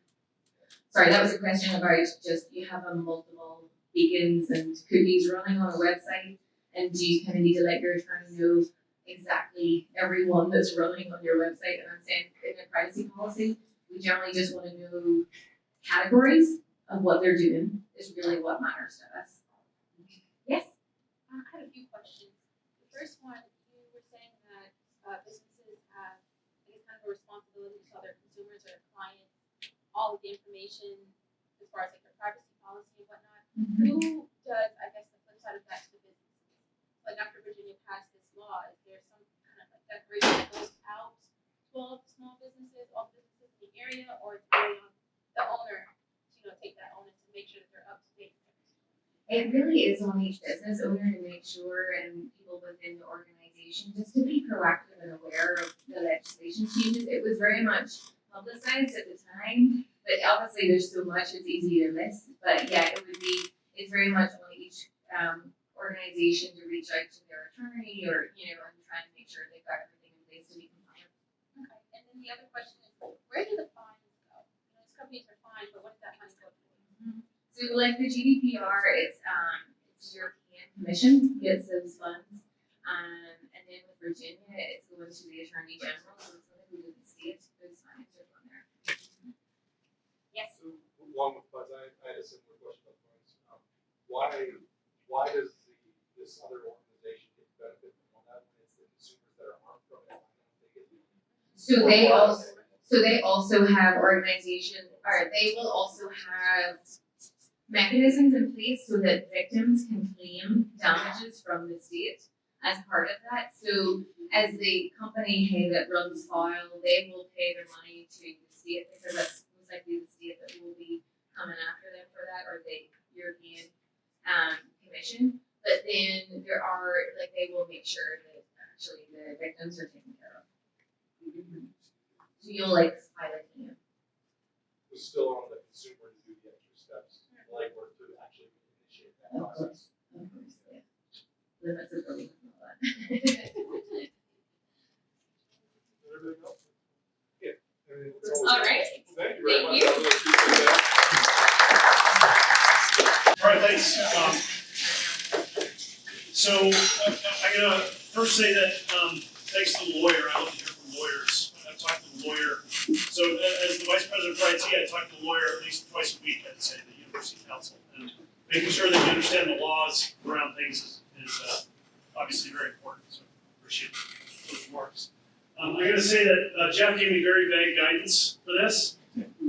So I threw a couple of slides in this deck, and maybe I'll use it, maybe I won't. We'll sort of talk about whatever you want to talk about. So my current role at Virginia Tech is the interim vice president for IT and the chief information officer. So I'm pretty involved in the IT security effort. And I've been involved in Virginia Tech's IT security effort since I arrived at the university in 2015. My job when I first came to the university was deputy to the IT security officer. And so I worked with Randy Marchini and the team in the IT security office to secure the university network. And I still do a lot of work with the IT security office, but nowadays I also run the Virginia Cyber Range, which is a cybersecurity education platform. My background really is in cybersecurity education. So I'm a retired Army officer, spent 26 years in the Army as a tanker, actually, which doesn't have much to do with cybersecurity, except tanks are very computerized. But I also had some great opportunities in the Army to get educated and got a master's degree in computer science along the way and a PhD in computer engineering. And I'm I'm an educator, right? So I was back to over at West Point for years. I led our capstone cybersecurity program there. So I've got experience educating students, teaching about cybersecurity, and then I also have pretty significant operational experience in the cybersecurity space. So I'm really happy to talk about anything that anybody has questions on. I have a couple of slides that I stole from my good friend Randy Marchini. He's the IT security officer for the university, and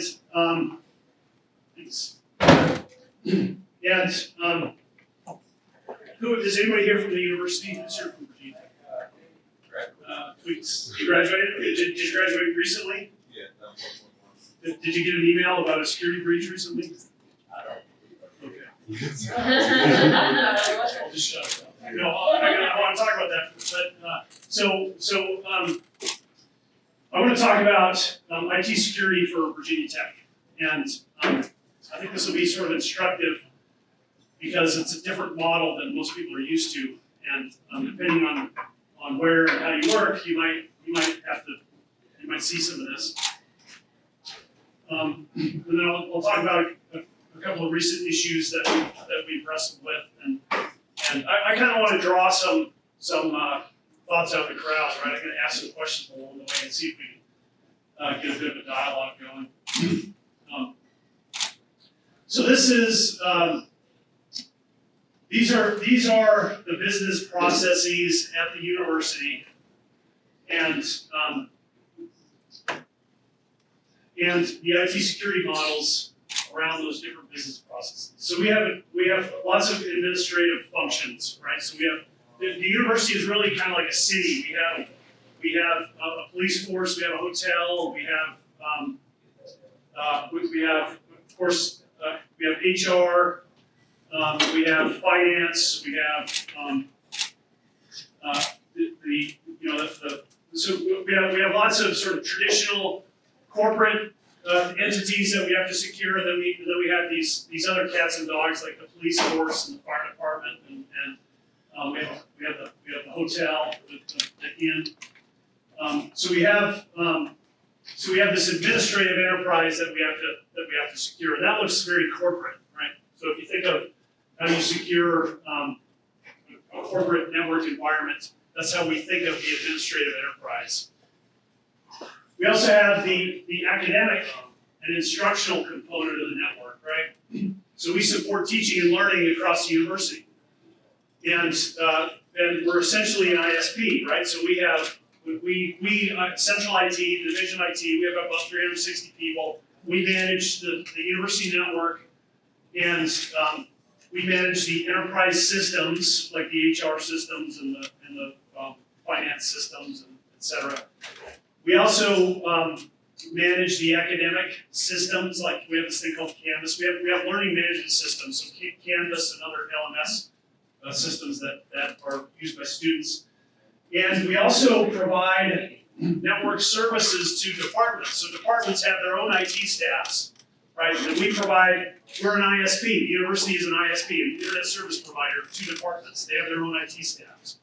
And some administrative offices have their own IT staffs. So in the middle there, we're an ISP.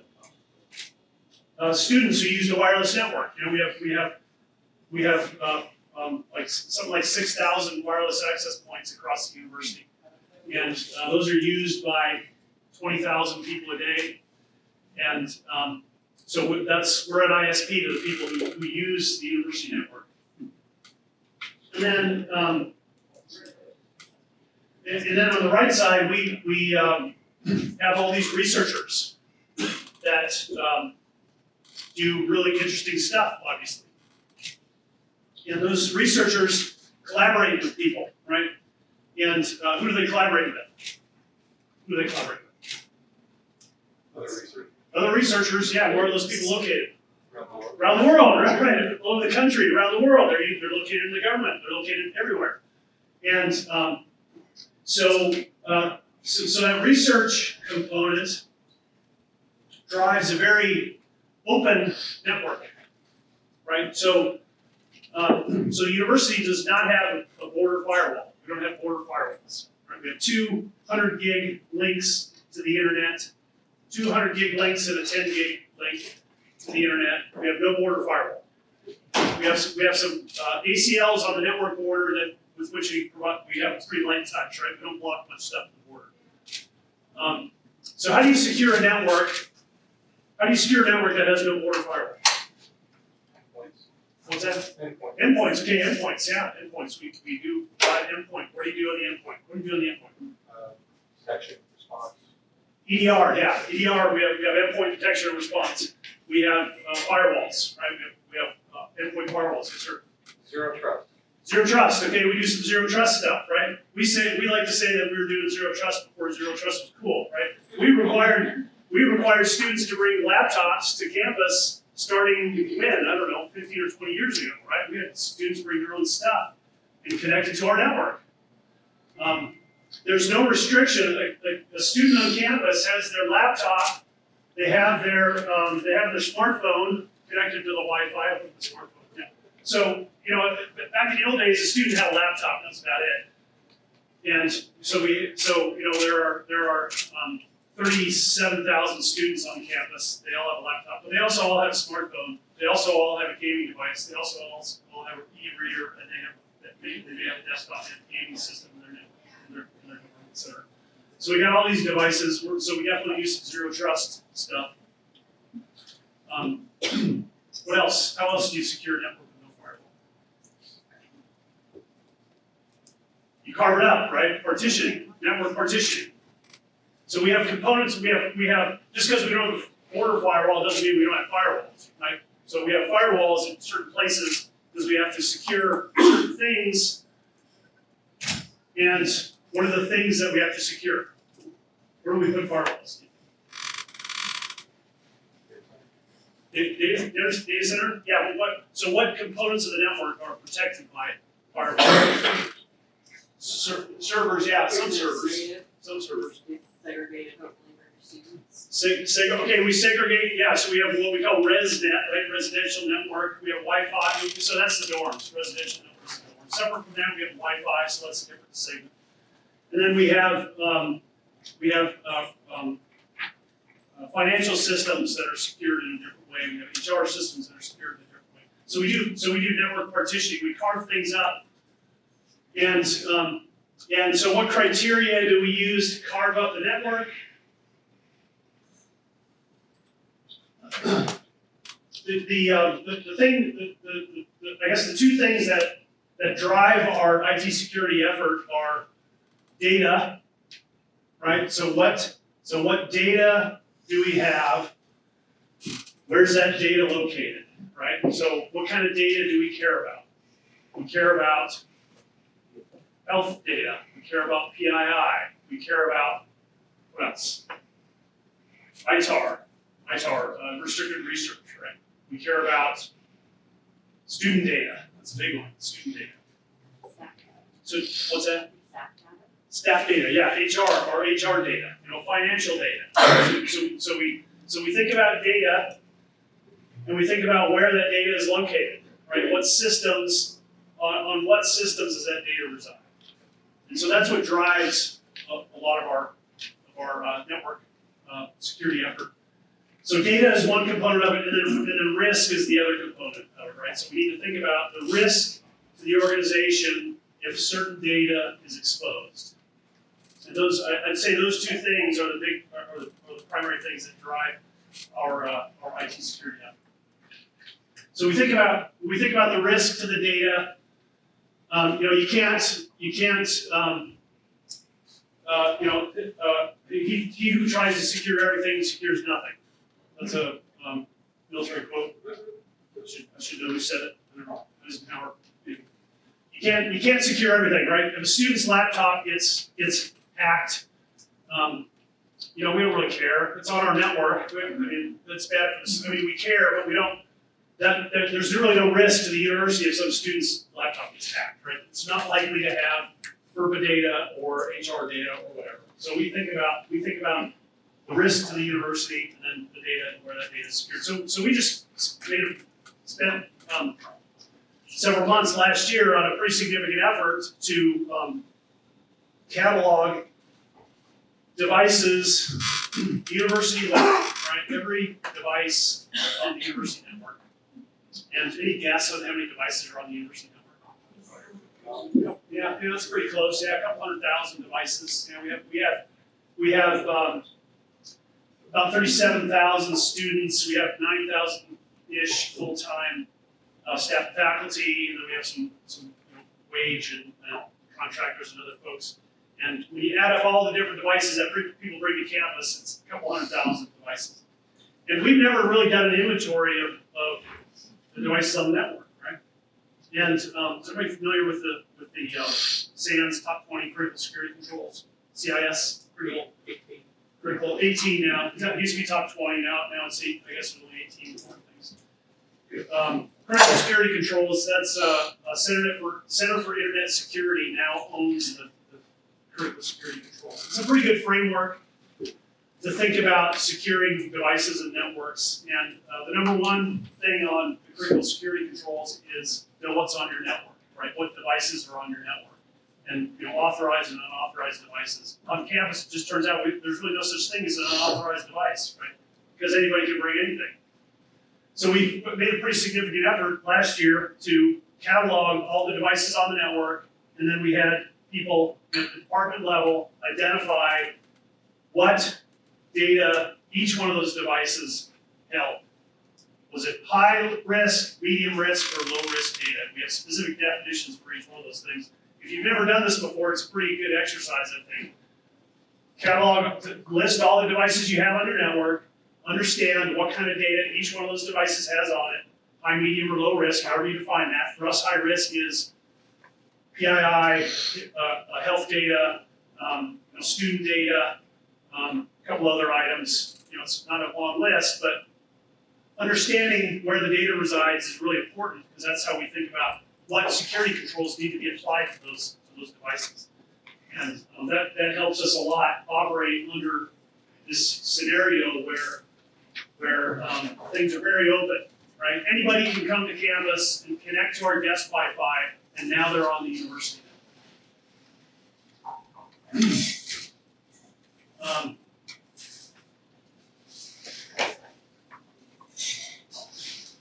This is my only other slide. This is, I guess this kind of says the same thing in another way, right? We like to think of this museum model. Anybody can go to the museum, right? So we welcome everybody to campus. You want to connect to the internet? Connect to our guest Wi-Fi. You're now on the university network. You're welcome to come here. We don't even know what your intent is, right? You might come here with malicious intent. We don't care. We want you to come and get on the network. Control access, right? We control access to the things. Here's the Mona Lisa. Has anybody ever been to the Louvre and seen the Mona Lisa? Have you done that? Yeah, it's cool, isn't it? It's really small when you actually see it. This is the Mona Lisa. Yeah, it's really small. And this is the crowd of people looking at the Mona Lisa. That's really the only interesting thing in that room. We've been there. Anyway, so we treat it like the Mona Lisa, right? And the Mona Lisa, there's like glass in front of it, and there's security around that specific thing, and there's different levels of security in different areas of the museum based on the value of the property in those different rooms. So that's how we think of the university network, kind of like the museum. We do lots of outbound monitoring. What Randy says, Randy Marchini, he's the IT security officer, he says it's not a breach unless somebody exfiltrates data. Right? So if somebody hacks one of our systems, unless they take data out of the network that we care about, then we don't have to report to anybody. Right? There's reporting requirements depending on the data that gets exfiltrated out of the university network. If there's no data exfiltration, we don't have to report to anybody. Of course, we're going to take action to secure the system, but that's not a breach to us. So we do pervasive outbound monitoring to try to identify data exfiltrations, and that works pretty well. Active response. So we use we do have a security operations center. So we have at the university we have a virtual security operations center. So we have some security analysts who help us keep track of the security of the network. And then we use a third-party SOC provider for our 24/7 incident identification. 24/7 third party. That's not us. We don't have third shift people watching Splunk. We have other people. And then we have, of course, we have recovery measures, backups, cybersecurity insurance, data trackers, etc. And to us, cybersecurity is very local, right? It's not, we have an IT security office, but for a network with 200,000 devices on it, the IT security office is relatively small. There's like 15 folks in there, less, 15 maybe. Because security's got to be very local, right? It's all down to the individual device that you carry with you. You are responsible for securing your device, and departments are responsible for the people in their organization to secure their devices. Yeah, so I really like this museum model. You know, anybody's welcome, but focus on securing the things that you really care about. So knowing where the data is and what are the risks to that data, that I think is really important. So I'll tell a quick story. We did have a recent breach. There was a holiday weekend not too long ago. What holiday weekend would it have been? Labor Day? I don't know, 3-day weekend. My time is kind of blurred because I've been doing this. I used to kind of mind my own business in the cyber range, and I got on the VP for IT train, and so time has expanded pretty significantly. But we had a security breach about, I don't know, 4 weeks ago maybe, and it was, I'll give you kind of the rough outline of the breach, right? I'm not going to give you too much info, but it was a developer, software developer, right? Person had been on the job for 3 weeks. And the person had a device that he discovered on Tuesday after a long weekend that there was some data that somebody had gained unauthorized access to his developer machine and had exfiltrated some data, some student data. Right, so it wasn't PII, it wasn't financial data, it was student data, basic, first name, last name, their PID, which is their username on campus, and then some demographic information, ethnicity and gender, etc. That's student data. That's bad. We have to report that to the Department of Education, and we did. Lots of students were affected. So this was a developer had a device that had a couple of ports open to the internet. This was an internet-facing device. So it had an IP, an internet IP, and it had some ports open, some services running, exposed to the internet, and it had a default password on one of those services.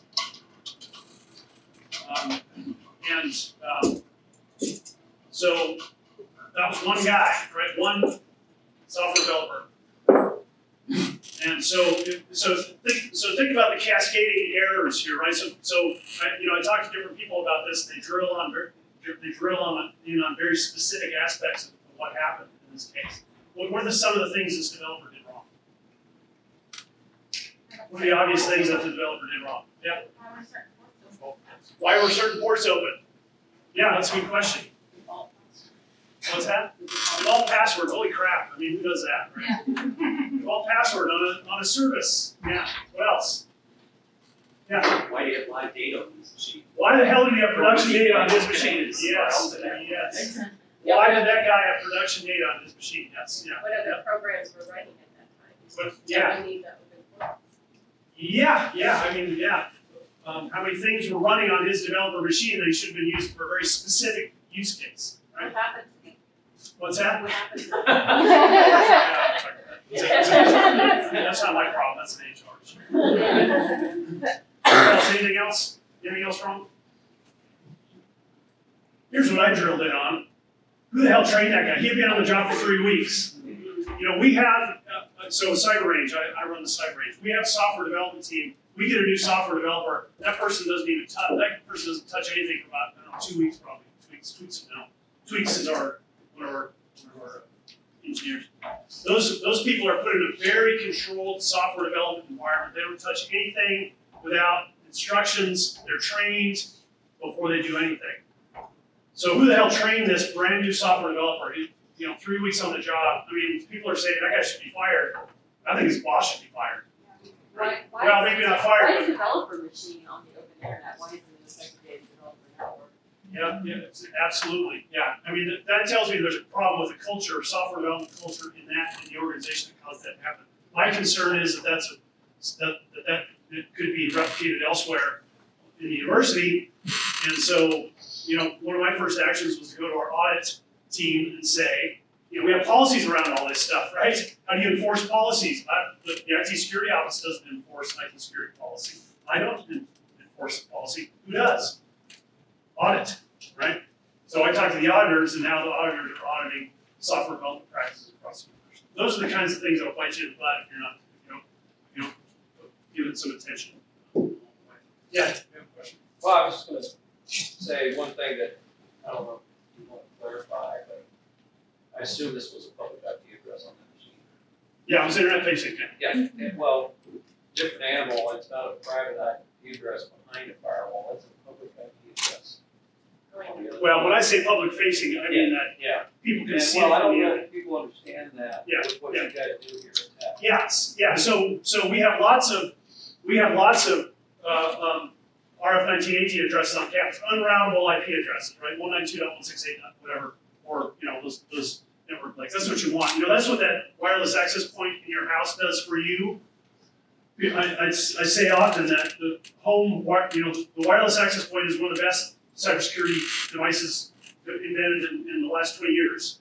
And people don't know what I mean by that, right? That thing protects your home network from bad people on the internet because that doesn't let people get to your open RDP port on your Windows device in your home network. We have lots of that kind of IP address space on campus that development machine absolutely should have been on. It should not have been internet facing IP address. The problem we have on campus is we're full stack IPv6.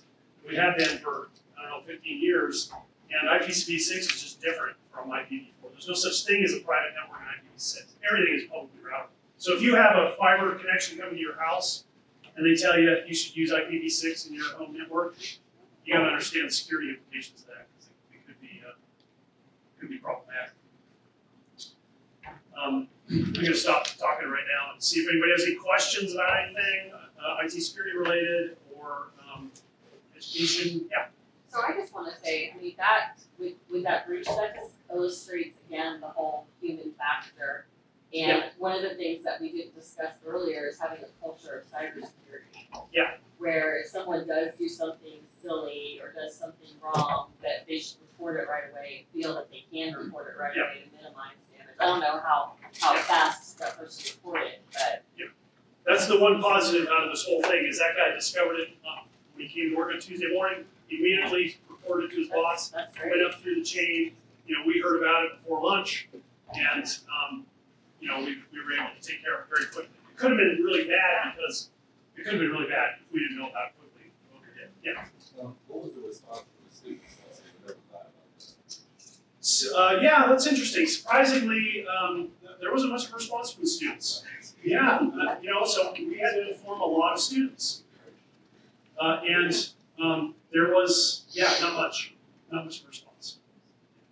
And again, it was just demographic data, right? It was mostly what we call directory data, names, ethnicities, etc.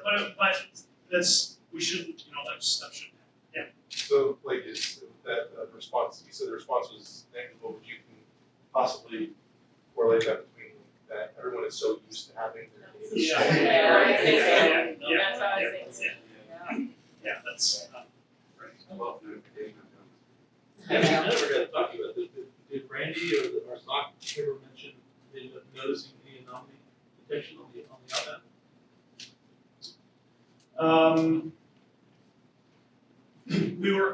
After we were informed of it, we were able to identify it, but we didn't notice it.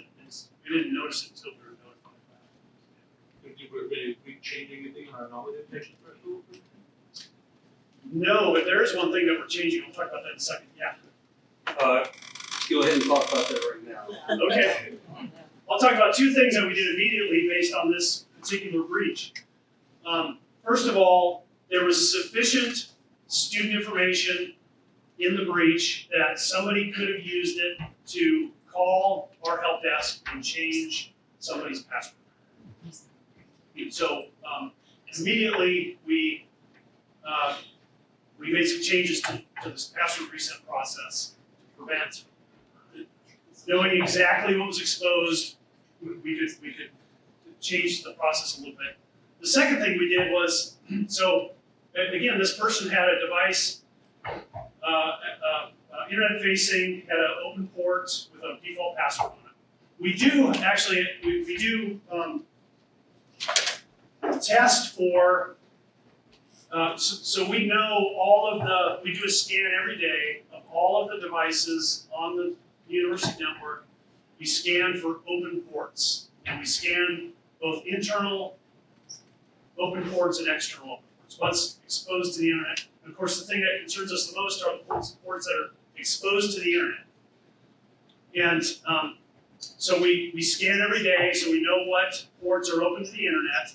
And then we have another system that scans certain ports, and it tests for default passwords. A short list of well-known default passwords. So we identify things proactively when somebody has a device that's internet-facing on certain ports that have a default password on them.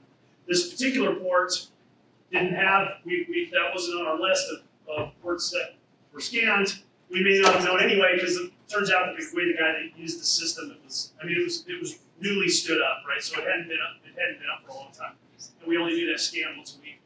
But so we added that port. So now we scan for default passwords on yet another port that could be somebody could set something up wrong. Yeah, Jeff. I love this whole notion of data location risk. That happens with smaller organizations as well, sometimes less formally than others. And I also love the CIS framework, and that's something we're debating rolling out across our client base, because it's a way to reasonably explain to somebody why we have to do it this way. Well, it's because of this framework. We're not just making this stuff up out of thin air. There's professionals here telling us this is what we should be doing at some level, some depth. Yeah, it's a pretty good framework. It's pretty flexible. So the newest version of it has different, what they call implementation groups. So there's like implementation group 1, which is kind of like it's a pretty low bar, right? It's organizations that maybe don't have a whole bunch of super secure stuff, but they need to have some basic security measures in place, right? That's implementation group 1. Implementation group 2 is a step up, and that's what the university is now implementing is CIS implementation group 2, and then the top level like CY, SB 800, 171, that kind of stuff is like implementation group 3, and that's the university-wide. We won't get to that, but in certain controlled data sets, then we'll do implementation group 3. Yeah, CI is critical controls. It's pretty good. It's a pretty good framework if you don't have. If you're not, 800-53 is a framework that anybody can use, but that's a pretty high bar. CIS is much more flexible, and so it's worth looking at. Yeah. Let's see. All right. Anything else? Yeah, appreciate it. Thank you very much. That's great. Thanks. Okay, thank you. You can hear me okay in the back? Yep. Awesome. All right, so earlier I mentioned that I currently work with the National White Collar Crime Center, also known as NW3C. I'm a high-tech crime specialist, and it's fun that I was at the end because a lot of the conversation really associates with what I do now. So I actually teach law enforcement how to work high-tech crimes. But some of these classes that we present, such as digital footprints, is talking about PII and how law enforcement can start being more mindful when it comes to protecting themselves and protecting their families, because in our society, especially here in the US, they're targeted, right? So we want to protect them, and then we talk about having different emails, having the password generators, and a lot of the times as I was teaching, I was like, oh, I didn't even know that. Like the knowledge-based questions that you get for the security questions, I didn't know to make those up, because our brain works in a sense of we tell the truth and we always remember it. But if it's breached, then my grandmother's maiden name is going to be associated with all my passwords. And so it's really fun that we kind of generated these conversations and really started thinking a little bit outside the box. I also teach on how to correctly and properly seize electronic evidence when it comes to these types of cases. We talk about another class is dark web. So I know a little bit about the dark web and what can be bought and sold on there, such as people, but also how to identify targets quicker using some of these open source intelligent techniques, also known as the OSINT part of the DW. And then I've also helped with teaching automated forensic tools, so using some of these different types of programs and tools that do the forensic downloads on servers, on different digital devices, and being able to find that artifact or some of that footprint in there that will identify the target that infiltrated it. My work prior, so as I retired from law enforcement, which I already know what y'all are thinking, there's no way she's old enough to have retired earlier. And it's true, I'm the Doogie Howser of law enforcement. I started at 12. Steve knows. I actually started in '99 in Blacksburg and retired from Christiansburg in 21. In the last 8.5, I worked internet crimes against children. And so some of the cases that I worked were proactive and reactive, such as undercover chat investigation, peer-to-peer file sharing. I worked the cyber tips that came in from the National Center for Missing and Exploited Children. Also, any of those reports that came in from the community, such as the sexting with children, online solicitation, any kind of cyberbullying, and on top of that, any type of child abuse. So I had a partner in my position in my office, and if there was like an overflow, then I would help with those types of cases. I was also trained and certified as a digital forensic examiner, and I provided exams not only for the cases that I worked, but also for 9 other counties in Southwest Virginia. So the unique thing about Christiansburg, it's the only full-time ICAC position, so Internet Crimes Against Children, just so you know. But there's a lot of affiliates in the area, so you're in a good place because you fall under that umbrella. And then I also made it a priority to educate. So what I learned was that a lot of the cases that I was working involving children and being connected to the internet was that there's, the parents weren't really understanding the access that they had, who they had access to, and what kind of activities they were doing. They were just kind of falling into society norms and giving them the devices. So I felt it would be more advantageous to educate and equip our kids with some steps and tricks on protecting themselves when engaging online. So last year I was actually invited to speak at another cybersecurity event, and I thought to myself, cybersecurity, like, what do I do? What I did, how does that relate to cybersecurity? And do I really even know what it means? Because it's kind of a hot topic, everybody's using it, but do they really know what it means? Like, is that, and anybody know the movie from that? Yeah, that's right. So I started doing a little bit of research when it came to cybersecurity and trying to fully understand what that meant. And so just like the word cyber safe, and depending on who you're talking to, your audience, their generation, their age, it might come out differently. So if I were to ask my 11-year-old son, are you being cyber safe?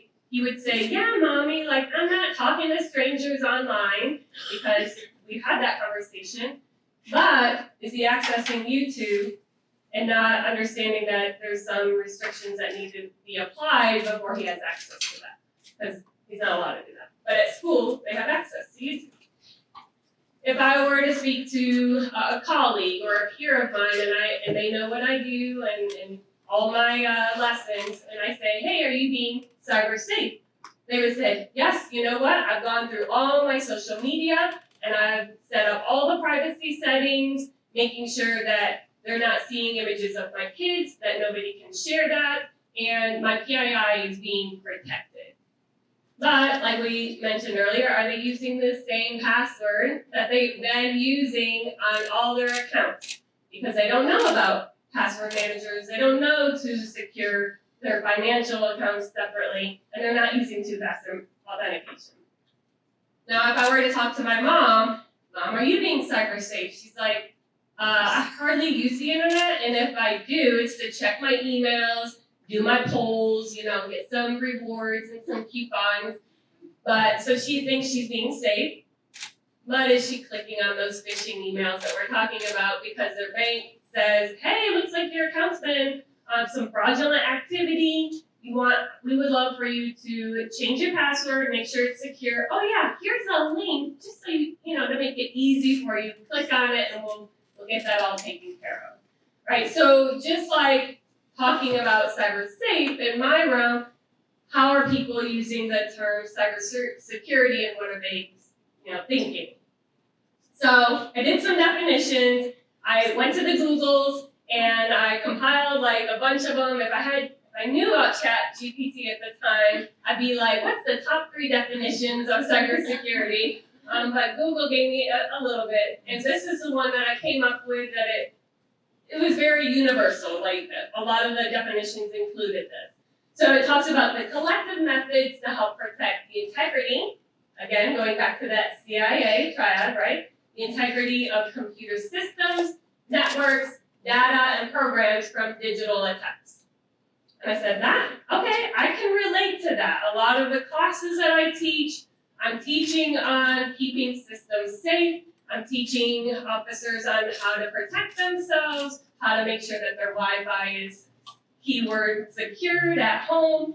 And so that makes a lot of sense.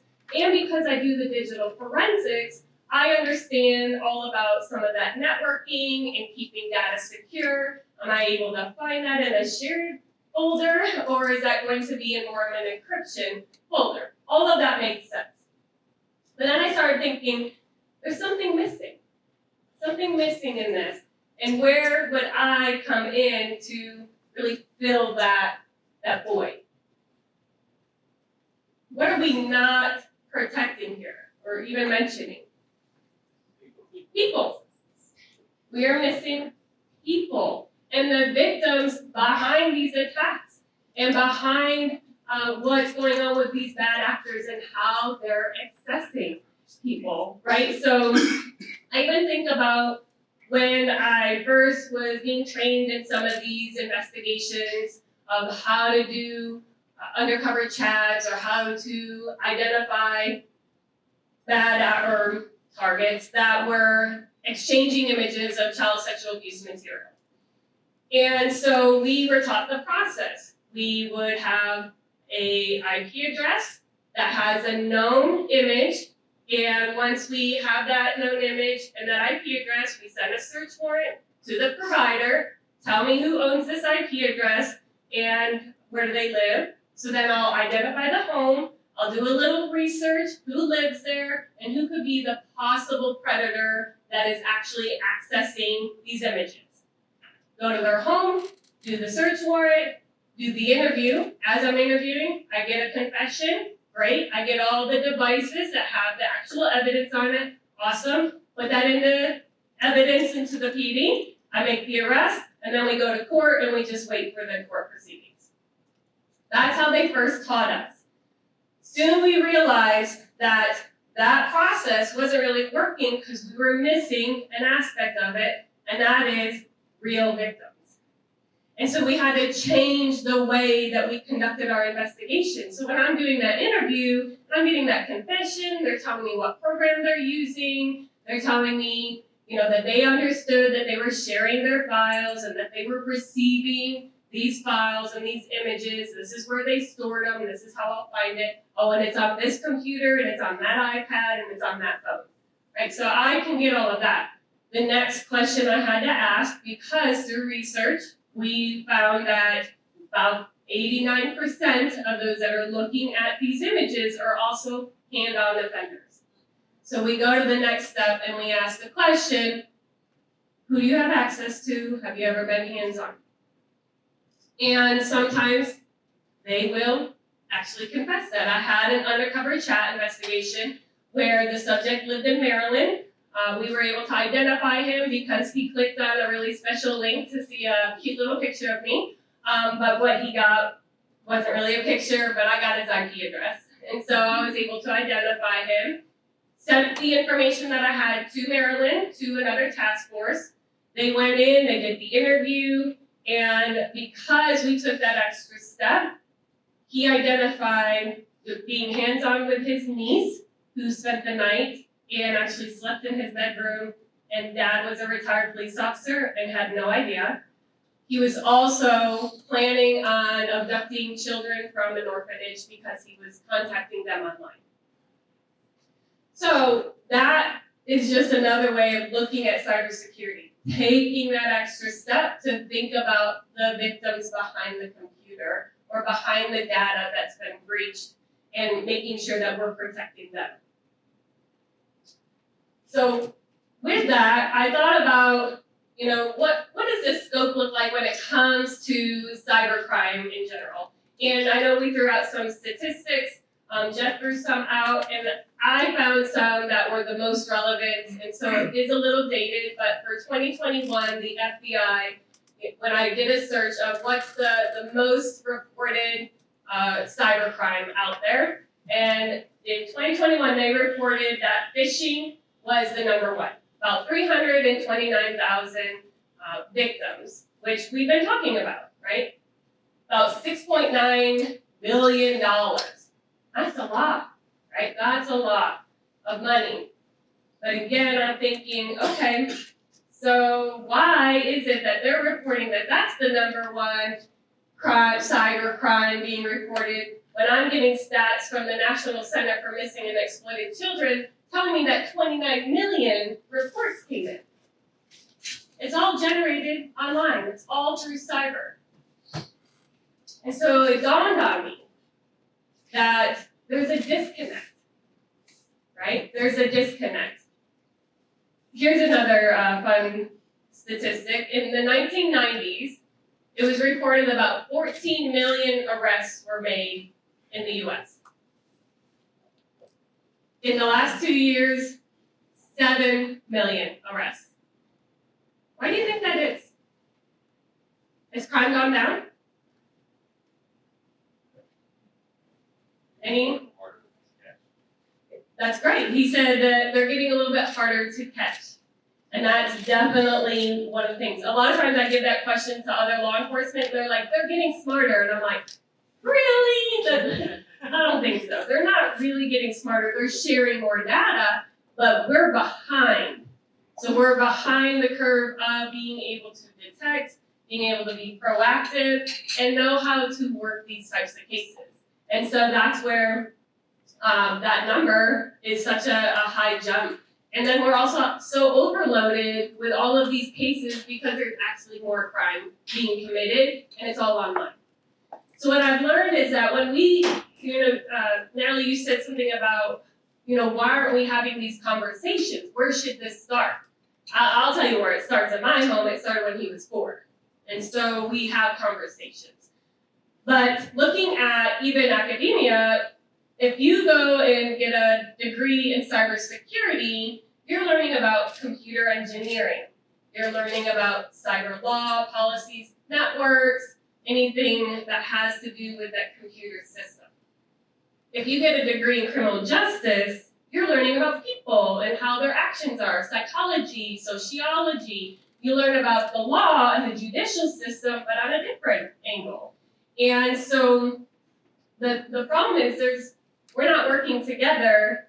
There's nothing that had to do with computers or computer crimes in my degree. And yes, it was back in the 90s that I got my undergrad, but I took my grad, I got my master's in 2015, still nothing that had to do with computer access or computer crimes. And so what I propose is that, and just like Natalie said, when do we start these conversations, is that we come together as cybersecurity professionals and, with the criminal justice system and understand that we can have these conversations early in our homes. We can have these conversations with our employees and invite children. We can start having family conversations and really understand how we can help everybody, everyone in the realm of human error, right? So if we're learning about how to protect ourselves, we're gonna be more proactive to protect our company, and so on. And the other disconnect that Doug was mentioning, he had a situation where he had a colleague that something happened with their intellectual property. He didn't even know who he could call to report this to. And so another disconnect is that we talked about some type of criminal laws, but when you mention sexting and then the next step is blackmail, that is actually called sextortion, and that is a felony. So if you are being blackmailed for a naked image that was sent, that is a felony. That is a crime, and a lot of people don't know about it. Children, especially, are being victimized in this area, and a lot of times I go and speak to parents, and they're like, well, we got them out of middle school.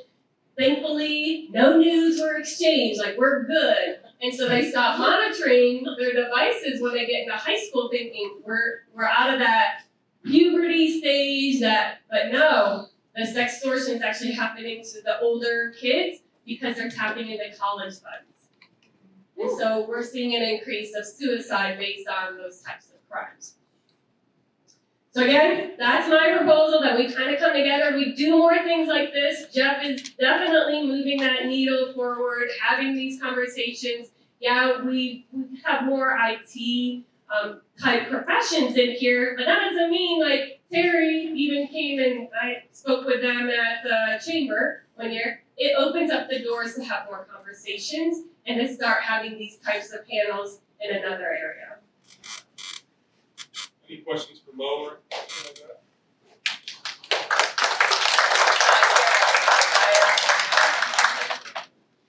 Jeff? Similar kind of question I asked Suzanne. I don't know who to call for a lot of these things. It'd be nice to have a little flow chart saying what happened to you, who we call. I mean, we have reporting requirements. Yeah, so there isn't something like that. I should make something like that.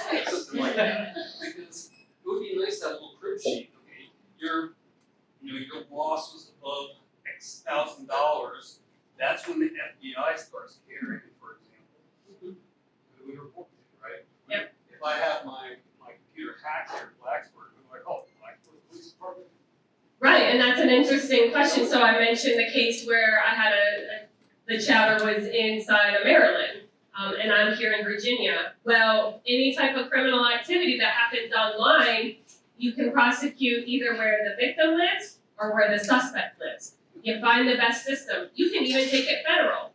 So depending on where you can get the biggest bang for your buck is where you're gonna go and who might take it. Sometimes there's a hard time to get the cooperation.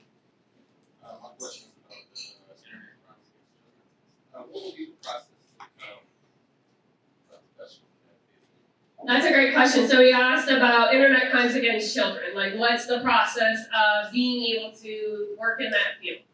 And that's another type of a disconnect. A lot of times I get, when I went to job fairs, I have a lot of students from cybersecurity want to work this job. You have to be a police officer. So in Virginia, there's only one agency that I'm aware of that you can actually work in this capacity as a digital examiner as a civilian. Everything else, you have to want to be a cop. And a lot of people are like, I don't know if I want to do all that. But if you have questions or if you know somebody that might think about being a police officer, I will promote it 100%. Like, be a patrolman. You mentioned that Christiansburg's the only one with a full-time position. Is that something you see changing going forward, or is staffing pressures going to keep it? That's a great question. So she said Christiansburg's the only full-time ICAC investigator. Is that changing anytime soon? I don't think so. That position actually started in 2008-ish, 9. Due to the works of some collaboration, I actually worked in Pulaski at the time that position came to the New River Valley. It was supposed to come to Pulaski, but I was just a patrol officer, and the other person I collaborated with was a captain for Christiansburg. It just kind of worked full circle that I came and provided that. Staffing is an issue. Passion, a lot of people don't want to work those types of cases. Eventually, prior to leaving, about 2 years before retirement, I finally talked the county into letting me be certified throughout the county or have jurisdiction, because Blacksburg and Tech, I worked those cases for them. And so the new investigator that came in, she will be countywide as well. So you mentioned that it was, you could call local or independent or wherever, when you the sextortion or whatever, that you said it's felony, that goes like directly to federal level, right? Or does it still local? It's still local. So felony, so we have state, I just lost the word. So we have misdemeanors and we have felonies for state level. And then federal is if it crosses state lines. Okay, so if you could tell that, the reason I had someone call me, ask for one of my clients, they're like, hey, you're an IT person, what do I do in this situation? Because someone got some pictures. So I advised them to call police. Yes. If it's worthwhile, see if the police can get you in touch with the FBI or anything like that. Right. I don't know if that was the right thing to say or not. The police is definitely the right thing to say if somebody does fall victim to sextortion or something in the realm of criminal activity, local police. And then eventually, like if it has to go federal, we are the ones that go. Like Homeland Security is our best friend when it came to internet crimes against children. Steve? I was going to say, explain to the audience a little bit here about the collaboration that goes on at the law enforcement level. Well, for local collaboration, like we all work together. We have great communication and relationships among the New River Valley and other law enforcement. So the ICAC task force, even though we only have one full-time investigator here, we have agencies that are affiliate investigators. So even though they're not working the cases full-time, if something came into their jurisdiction, they have some training to work those cases. And then the ICAC investigator in Christiansburg will assist them. And so when it comes to federal, our relationship, at least, that's all individual. My relationship with Homeland Security, one of the specific agents, we work several cases together and we both have that passion and finding the right agent is key. FBI, it just depends on the agent. We had one that wasn't as proactive and really didn't work some of the cases here locally, and so she retired. So I'm sure a new agent came in and probably has a little bit more passion. So. You have access to resources on actual services like Discord and Roblox that you can reach out to actually get IP addresses, or does it have to go to somewhere else for that? That's a great question. He asked if we had access to get IP addresses off of servers such as Discord, all of the social media platforms. So we have to follow the legal system. And so if we have a crime that was committed, then we could submit an administrative subpoena if it falls into From the county? Yeah, from the police department. Yeah, so you can, as a governmental entity. So as a police officer, you send a preservation or a subpoena, and they can send you that IP address. You can also send search warrants and get all of the content and all the information associated. But you have to have like specific information. But we have contacts with all of them, and we actually, anybody can go to search.org and find those and have contact information. Do the parent get access to that data? If it's an active investigation. Yeah, if they should. I mean, if they're the victim, not as the suspect in some court. Yeah. So what are some good resources, because, I mean, your own kids don't listen to you because they're adults now. So what are some good resources to provide to, hypothetically, your own kids to protect your grandkids? Yes, that's a great question. So you can go to,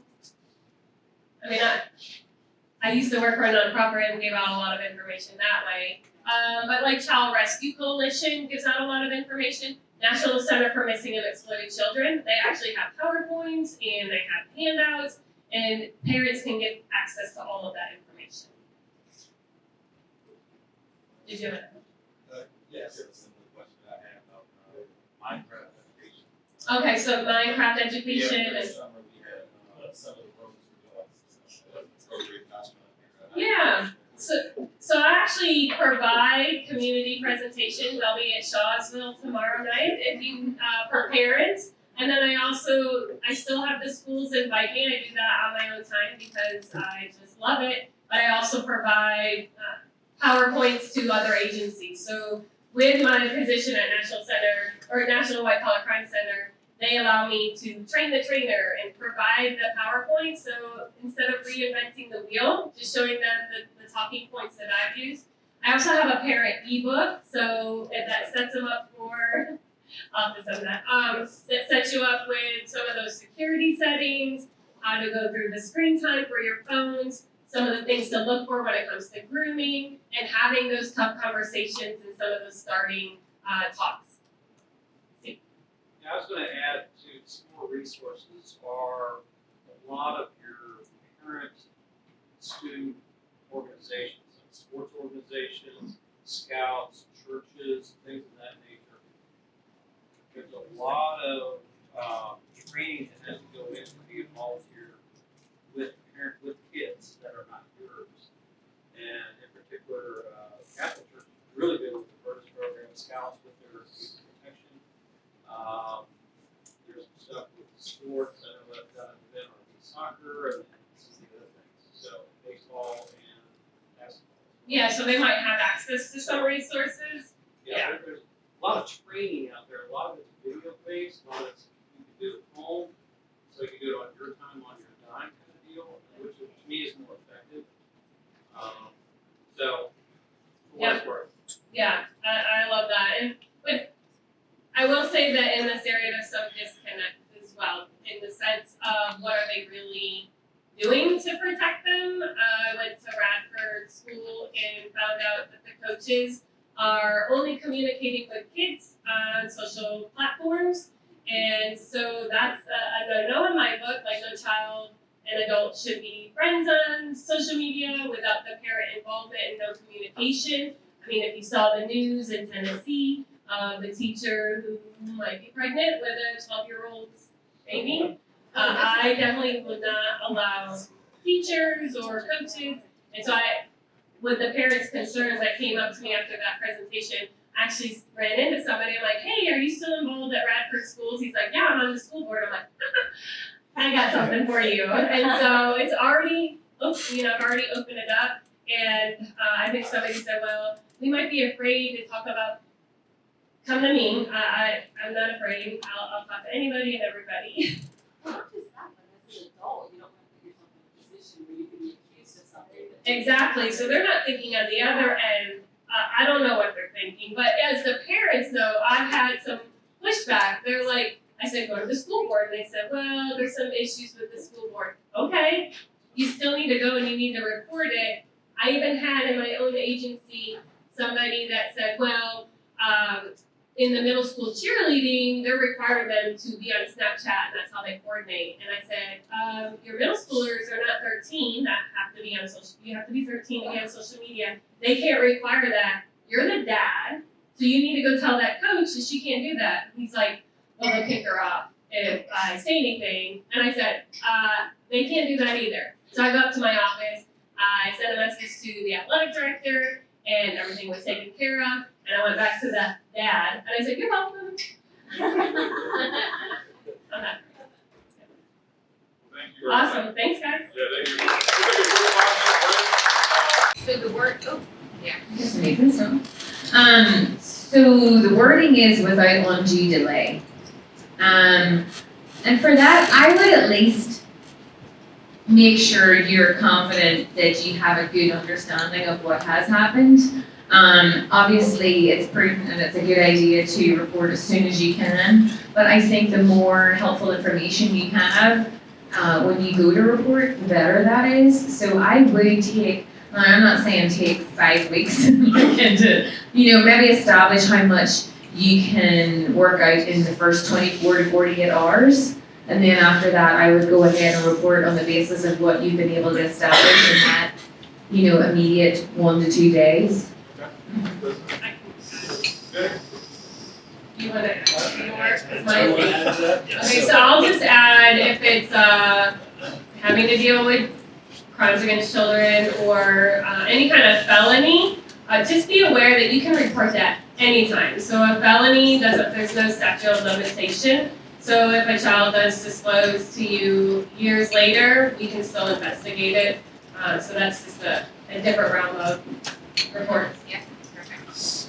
Yeah, and there's some compliance regimes that have some very specific timelines with regard to reporting. So, FERPA, for example, student data has to be reported to the Department of Education within 24 hours of known or suspected breach of the student data. So, you just got to understand what compliance regimes you fall under and make sure you understand the specific timelines around reporting. Yeah, the SEC does, it's 4 days of within material breach. Yeah, material breach. So different compliance, I'm thinking defense supply chain may have different entities to report to.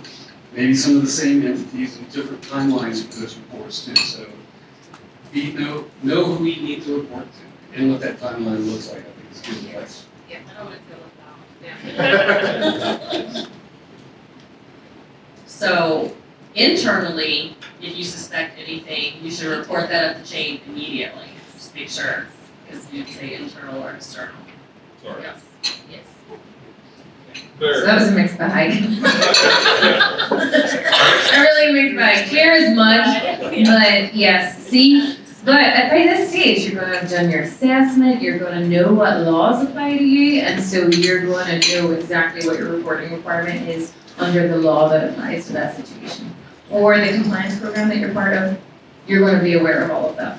Yeah, I think at the end of the day, it sounds to me like based on the hodgepodge of that answers together, if you had to answer it one way, it would be, don't just hold on to that information. Exactly. Talk to a superior, get somebody else involved, and then make your game plan. And your attorney would be able to give you guidance on that too, so that's why you should call your attorney really quickly, and then they'll be able to say, okay, we've got 24 hours to work this out, or let's just call right now. Perfect. This one kind of goes both to the business, but also to like the personal side. I'm going to kind of combine these two questions. Kind of speaking of, hey, what you do. Some of us might not have these policies or procedures in place. So there's a little bit of fear of change, I think, is where this person is going with this. And So how do we help address that fear of change and speak to that, to whether it's our family or our businesses, and then, to that, like, what suggestions do you have to family and friends to take security more seriously? Not everybody wants. Yeah, so it's really small things, right? It's like making sure people don't click on the links and stuff like that. But people are going to click on the links, right? Because that's what people do.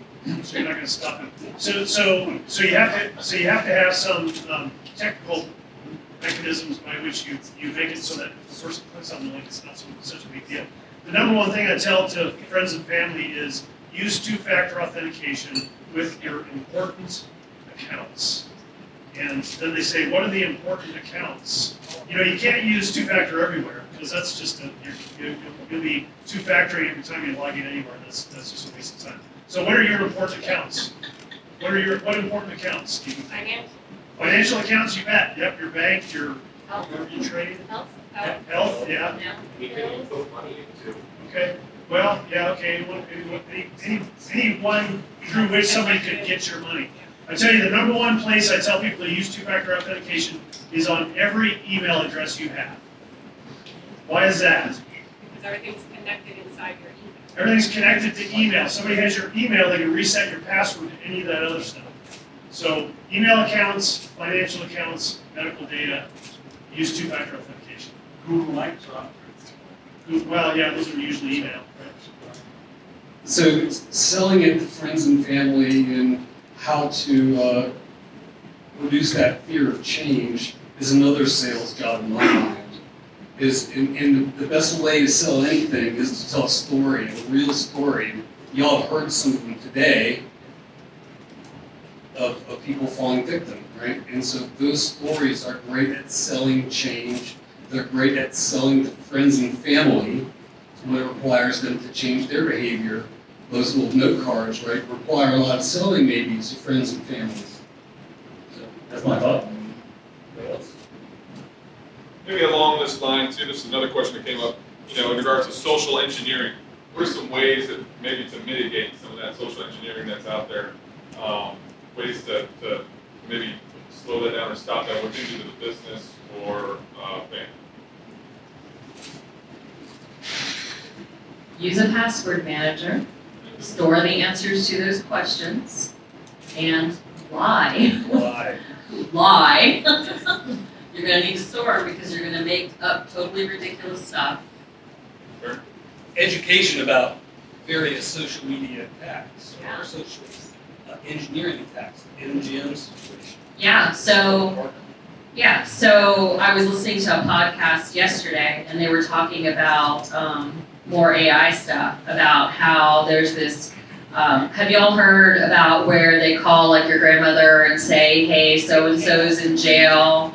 Well, unfortunately, there's now an AI aspect to that where they're copying people's voices.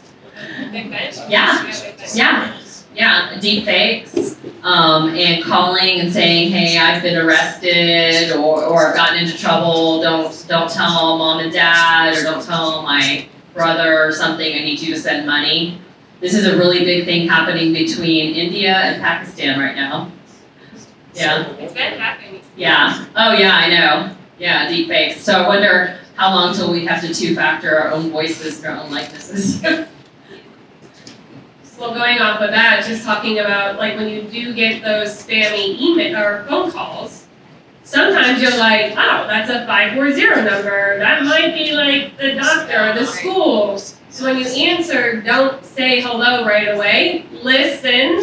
Do you hear because a lot of times you'll just hear the click, or you'll hear the beep, or you'll hear the Chinese woman on the other end. And just let them kind of gauge whether or not you're going to answer it or not. And a lot of times I used to say, like with some of these attacks, it's like, it's you think it would be common sense that you don't send green cards or iTunes gift cards over the internet to pay your taxes. Or if you have a warrant out and you're going to pay your fine with gift cards, or the IRS, or the child in jail. Yeah.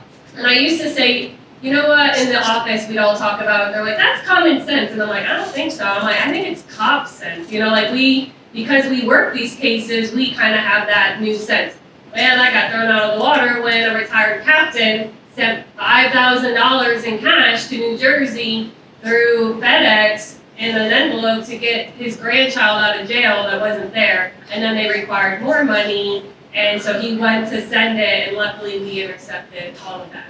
And so it goes back to education as a community, that we all just start having these conversations, hosting more events like this, and just get the word out. There was even the scams for the cryptocurrency and going to the ATM, and you could even put flyers on the ATM saying it's a scam, and they'll still do it. I was at a CVS when we were buying a bunch of gift cards, and the manager was like, that's a scam, like whatever you're doing, that's a scam. And she goes, no, this is legit business, this is how I'm gonna start my business, and this is what they told me to do. And I went up and I got my badge on, I'm like, it's a scam. You can't force people to believe you. She just left, I got her tag number, and that way when she called to report the scam, the lieutenant already had that information, but it's just really hard. So, and sometimes they're super convincing. So I got a call from DirecTV, who is my provider, and it was a very convincing call. But the wheels were turning, so I kept asking questions. The first tip that was off was like, yeah, we got your payment from 2 months ago, but well, what about the payment this month? And then I forgot what else they said, but it looked like it was coming from the DirecTV number. And then they're like, all you have to do is pay with gift cards. I'm like, oh, I gotcha, thanks. And then the other scam that happened is where I live, they're doing a lot of construction, so it's not unusual to lose power because some numbskull has dug something they shouldn't have dug or whatever. So the power went out. And within 15 minutes of the power going out, we're on the internet, I'm on my phone, so I go to look and see if anything's been reported to the electric company, right? And it was a huge area. Within 15 minutes, I got a phone call. This is the scariest one. I got a phone call saying that I needed to press whatever number to immediately pay my bill because my electricity had been turned off because I had not paid my bill. Wow. And that was 15 minutes. I'm not exaggerating. Watching the power area. Yeah. I want to say something real quickly. Yeah. On these cards, the first tip is always be skeptical and err on the side of caution. Always be skeptical and err on the side of caution. Steve? So, just part of social engineering, and you guys are touching on it, but the big factor of social engineering is pressure. Time, pressure. They are trying to force you into an immediate decision. So some of the best things you can do is hang up the phone, disconnect the message, the conversation, step back, think about it, collect your, So the point being is hit the pause button. So that is social engineering at its core, is they're trying to pressure you to do something immediately and make a mistake. And the whole urgency of the message is one of those giveaways. So we can all slow down a little bit. That UPS link that I clicked on when we were fishing ourselves, I wasn't going slow enough. I didn't wave my cursor like that. Or it would all be weak. Can I say one more thing? So I had the pleasure this year of actually going to DEF CON. So I was at MGM, so I'm getting free privacy protection through MGM now. The week before DEF CON. And good times. And they actually did hack the hotel the week before DEF CON. That's a huge hacker conference that happens in Las Vegas. And oh, by the way, hacker's not a bad term. There's black hat, white hat, and gray hat hackers. But the most interesting thing I saw at DEF CON, two things. One, I sat in a very small session with Jen Easterly, who's the director of CISA, the Cybersecurity Infrastructure Security Agency. And then the other one, they're pretty close, was the Social Engineering Village. And we sat in a room. Have you been? Oh, it's awesome. Sat in a room, and there's this little booth. And volunteers out of the audience come in, they get 5 minutes. 5 minutes from when the phone starts ringing, somebody dials, they were dialing PetSmart, Target, and something else, and asking for information about and what they relied on was not fear, what they relied on was sympathy. Hey, I'm new to the IT department, or I'm new to security, and I really need you to help me out, give me information on your security system, or your computers, or whatever. And you would not believe, and these are not trained social engineers, you would not believe the number of people who gave out that information willingly. Yes. Yes. Yeah. Yeah. Oh, I don't. Go ahead. Next question. Next. Okay. I have a lot of thoughts about that. That's great. Gosh. I want to hear your thoughts. No, nobody does. Trust me. We kind of touched on it a little bit earlier in that. It was about just passwords in general. Yeah. What about implementing like password resets? It says, are there any specific items you'd like to discuss? Password reset policies. What do we think? I think they're stupid. I do. I think password reset policies are stupid. If you look at the data, not forcing to reset password, but actually the process involved in how IT will reset a user's. oh, that process, yes. Yes, that process, yes. That should be changed. But I thought you meant like when your company has a policy, you have to change it every 90 days. I wanted to eliminate passwords. Give me a break. We have to do that. Yeah. Talk to your cyber sorry. So we are going down the road of resetting passwords in many days. Forced expiration tokens in a lot of cases. All of these services running these various kind of user credentials, rotating these passwords, at least will lock somebody out for another however many days it gets them access. But it is an enormous pain in the butt. It breaks things. It does. And I lock myself out every time. Anyway, go on, Jeff. Yeah, so the NIST, so the National Institute for Standards and Technology, they define federal requirements for things like all federal IT security requirements. And their current guidance on password resets is don't do it unless you know that the password is good. That's the current federal guidance. That was Microsoft's guidance for many years too, and I think they've changed. Because there's other ways you can expire those tokens or those session cookies without requiring the user to reset their password. The other thing I'll say about passwords, somebody already mentioned, is use a password manager. Never use the same password multiple places. Some people say, well, I use this part of a password, and then I add the name of the store to the end. Same base, add the name of the store, then the password's different everywhere, right? Yeah, but people aren't stupid. That's not very hard to predict. Once if they see one, they have them all. So password manager. One here. I'm assuming maybe from an aspiring student. What are the best levels for entry into the field? Maybe cybersecurity or the cyber world. I get that question a lot because I work with a lot of high school students and college students, obviously. Unfortunately, most cybersecurity jobs, if you go on Indeed.com, it's really hard to find a cybersecurity job that does not say you need to have a bachelor's degree or better in order to get the job. It's just an unfortunate fact of the industry right now. It's certainly possible to go through community college programs and get some certifications and be extremely well qualified, and a lot of jobs could be available to those folks.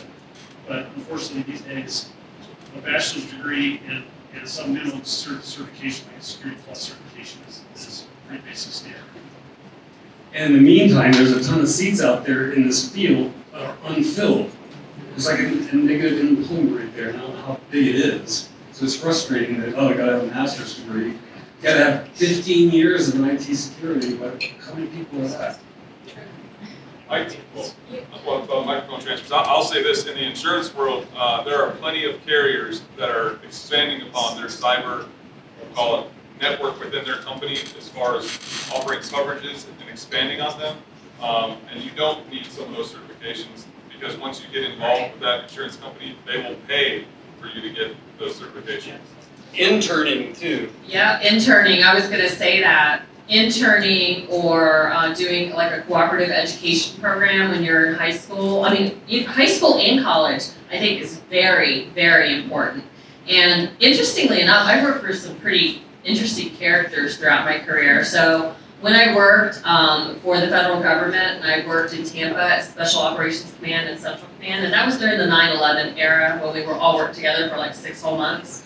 And I actually worked with a scientist who toured with the Grateful Dead and created drugs for them, who was an intel analyst, and we did cyber stuff. I've also worked with people who are in different careers. I worked with someone who is an anthropologist. I've worked with a lot of sociologists over my career, and people from law enforcement. It's just, I think it's really about your tenacity. And honestly, I've always been of the mindset that I'd rather give people a chance. And I think part of the problem why we have such a gap and we need people in cybersecurity is if you look at some of those requirements on Indeed, 30 years of Perl, I mean, it didn't even exist 30 years ago. I mean, some of the requirements in these job descriptions, if you really look at them, they're asking for programming languages or experience that's just not possible to have. And I think people need to listen harder, or we need to do a better job of educating what is a reasonable requirement. Yeah. Yeah. So, yeah, I agree 100%. I'm just telling you the way it is right now. Yeah. No, you're right. You do have to have that. I tell you, I'll be the first person to stand up and say, I've seen high school kids who can walk into a SOC and do great work, but the landscape right now is pretty damn hard. What's the SOC? This. SOC, Security Operations Center. For people that are trying to do a career switch, a lot of them are going in the direction of boot camps right now. I've heard mixed reviews about boot camps, because some people say it's just enough to get the cert, you don't really get the skills. Other people say it's a little bit level. No way to get into it. How do y'all feel about those boot camps for certification? Boot camps. Boot camps so there are programming boot camps, there are cybersecurity boot camps, different penetration testing boot camps. What I'll say is it's all about the individual.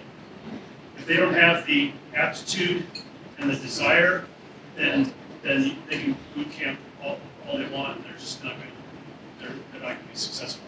I've seen people who do the boot camps and then passed the boot camps and gotten the job and didn't do very well. So that's not to say boot camps are worthless. The people who have the aptitude and the desire, if they're a career switcher and they want to get into cybersecurity, I think it's a great option. But if you're hiring people out of a boot camp, you just have to be very careful about the hiring process to make sure that that person has the aptitude and the desire to do what you want to do. Great, good question. I think this is a great question too. Sorry. So if you are hiring for someone with cybersecurity skills, I think the most important skill to have is some kind of problem solving. And it doesn't necessarily need to be a cybersecurity problem, but there are many tests out there that you could give an applicant to see if they can solve skills. And the other thing I think is very important, I actually once passed on an applicant because we asked, what they read.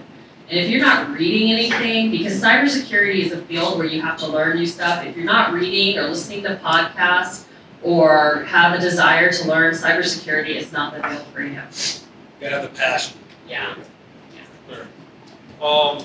Obviously, I think within this room, there's not many, I don't know if there is any, period, like Fortune 500 companies that have these brand huge policies and procedures in place to really try to stop. I would say try, because eventually they'll still get in. But what are some policies that maybe some larger entities might have in place that maybe smaller entities, maybe think of just 2 smaller entities could actually put in place that will make them stronger? An incident response plan, that there should be a policy on what to do, and a business continuity and disaster recovery plan, and that's really includes more than just cyber. That includes your backup plan, that includes, I'm talking about your physical backup of your data. It also includes what do I do if if flooding happens and I lose power, or if, in Florida if there's a hurricane. I would say those are 2 of the most important plans to have. Thoughts. So a couple of things that we mentioned earlier was awareness of the CIS controls at that initial level, having that stuff in place. is a good starting point. So, and we're a managed service provider. We're managing 1,500-ish endpoints, and so getting on board with somebody like us would allow us to project the power of a larger organization into a smaller outfit. So we're taking everything from everywhere, everything we learn from our clients, and trying to apply it evenly across the board to everybody. Does that make sense? Yeah, that does make sense. Isn't this fun? So your managed service provider, your MSP, they should be your trusted advisor for all things cyber, because things that ConnectWise, we partner with New River, and things that they're also a small to medium-sized business. So we have a full security operations center that's behind them, a network operations center, and oh, by the way, some of the people in our SOC, I would not want to have a showdown against them as far as technical. They don't have a BS degree, but the reason is because we started as a startup. So a startup might be a cool place for someone who maybe doesn't have that 4-year degree to start if they have the risk appetite. I love startups, by the way. I've been through 4 and only one exited successfully, but they were all a blast. I learned things from all of them. But they had real certifications. In our industry, just like other industries, some of our certifications I would consider they are a good indicator that you're a good test taker, not a good indicator that you're a good cybersecurity person. Where some of the certifications that our SOC has, they're multiple days working through real world scenarios they have to pass and understand what's happening and be able to detect attacks. Those are what I would consider real certifications. So if you're looking for a cybersecurity provider, you do want one that cares about things like that. That the Security Operations Center behind you does have real certifications and real world knowledge. What about, I think it's more maybe an industry term, but defense in depth? What's the importance of defense in depth? Okay, so I said that, so I'll start. So defense in depth means having multiple layers of security. So in my experience, the first level is your people. You have to have security awareness training. Most attacks start with a person. Someone configured something incorrectly, someone clicked on an email, somebody was social engineered, or it could be insider threat too. So then you have to have tools. And I would say in this space, I'm sure you tell me if you agree, don't agree, that we've really moved. Not that we're not trying to prevent attacks, but we've really moved the bar towards more of detection. Because so you have some preventative and detective tools like an EDR. I heard you mention EDR, and you mentioned Splunk, which is a SIM. So in EDR, what that would do is if I did click on the email and it launched malware, that the endpoint detection and response uses AI and machine learning and user behavior analytics to understand that, hey, I clicked on a Word document, but the Word document is trying to launch a process on my machine, like trying to launch some code. Well, the EDR knows that Word shouldn't be launching code, so it stops it. Now, if it doesn't launch malware, but it starts sending 1 million emails from this now compromised user, or it starts exfiltrating a bunch of data out of SharePoint or whatever, you would catch that with a SIM, which is a Security Incident and Event Management System. Because it would see the creation and deletion of rules in Outlook, it would see the transfer of data, there's also a data loss prevention type tools. Different tools detect different kind of activities, and there is no one tool that does it all. This is not like, what is that show, One to Rule Them All? We IT people love tools. Yeah. Yeah, more tools the better. Yeah, right. But the other, my favorite analogy along those lines. In defense in depth is that castle analogy. Yeah. It's like, yeah, I got this castle, I got the drawbridge, but I don't really can't afford a moat, right? Yeah. With the alligators. Yeah, the alligator, whatever the case is, archers, you need all those things to protect your castle, not just the moat, not just the drawbridge. And that's when I think about defense in depth, I think about that castle. And analogy. Thoughts on this too, Dave? Nothing else. All right. Well, I got one more question from Nathan, and we'll obviously keep picking around some. But let's, because everybody's kind of got a little unique, different background, covers different things. Let's go just individually down the line. If there's 3 things to pull away from today that we discussed, what 3 would they be? 3 things? I've got notes. I super want to get like flow charts with Moe and stuff with Suzanne. I know I've got to do things after listening to Suzanne, so my to-do list is expanding further. Yeah, adding the email reporting tool automatically across the board. Look into that. A white paper to have just any old user be able to like remove their admin credentials successfully and have a separate admin user so they can run their daily drivers and non-admin. That's more than 3 else. So I guess my big 3 from my vantage point is, number 1, it's all about risk, right? Understand what the risk is, and you know, and that's the data discussion I had earlier. Where's the data? What risk does it present to the organization, and protect the data to mitigate the risk. Second thing is, your lawyer should be on speed dial, right? So even if, you know, probably most organizations don't have their own lawyer, but we all should be getting legal advice from somewhere. And so, you know, anytime we have a problem, one of my first calls is to University Legal Counsel. We talk about things like reporting requirements and the legal risks around the cybersecurity issues. And then, so that's 2. Number 3, I guess, I'm going to say 2-factor authentication because I think it's really a wonderful thing, and it's at Virginia Tech it's had a huge impact. We used to have every day we would have a dozen or so accounts that were compromised. I mean, we have 40,000 people, right? 40,000 accounts. Every day we would have a couple of dozen accounts compromised. Some of those accounts would result in spam email being sent from BT email addresses that would get us put on spam lists, so people would get emails. It was a mess. We turned on 2-factor authentication for all students, staff, and faculty. That essentially stopped. We get like 1 or 2 a week that can get through those steps. So that's a huge benefit. So I think number 1 is going back to having the conversation. So not only in your home and talking about that, but even as organizations, I think about those security trainings that you have to go through as an employee and how it's like 45 minutes of the same information. And then if you do click on the link for phishing, they'll lock you down on your email. You have no access until you retake the training. Well, I think if we kind of made a culture inside of our organizations to have more day-to-day conversations as to why that's important, not just mandate this training and then never really talk about it, but talk about some of that human error that can come with it, how that can affect the whole business or company as a whole, and what that can look at like.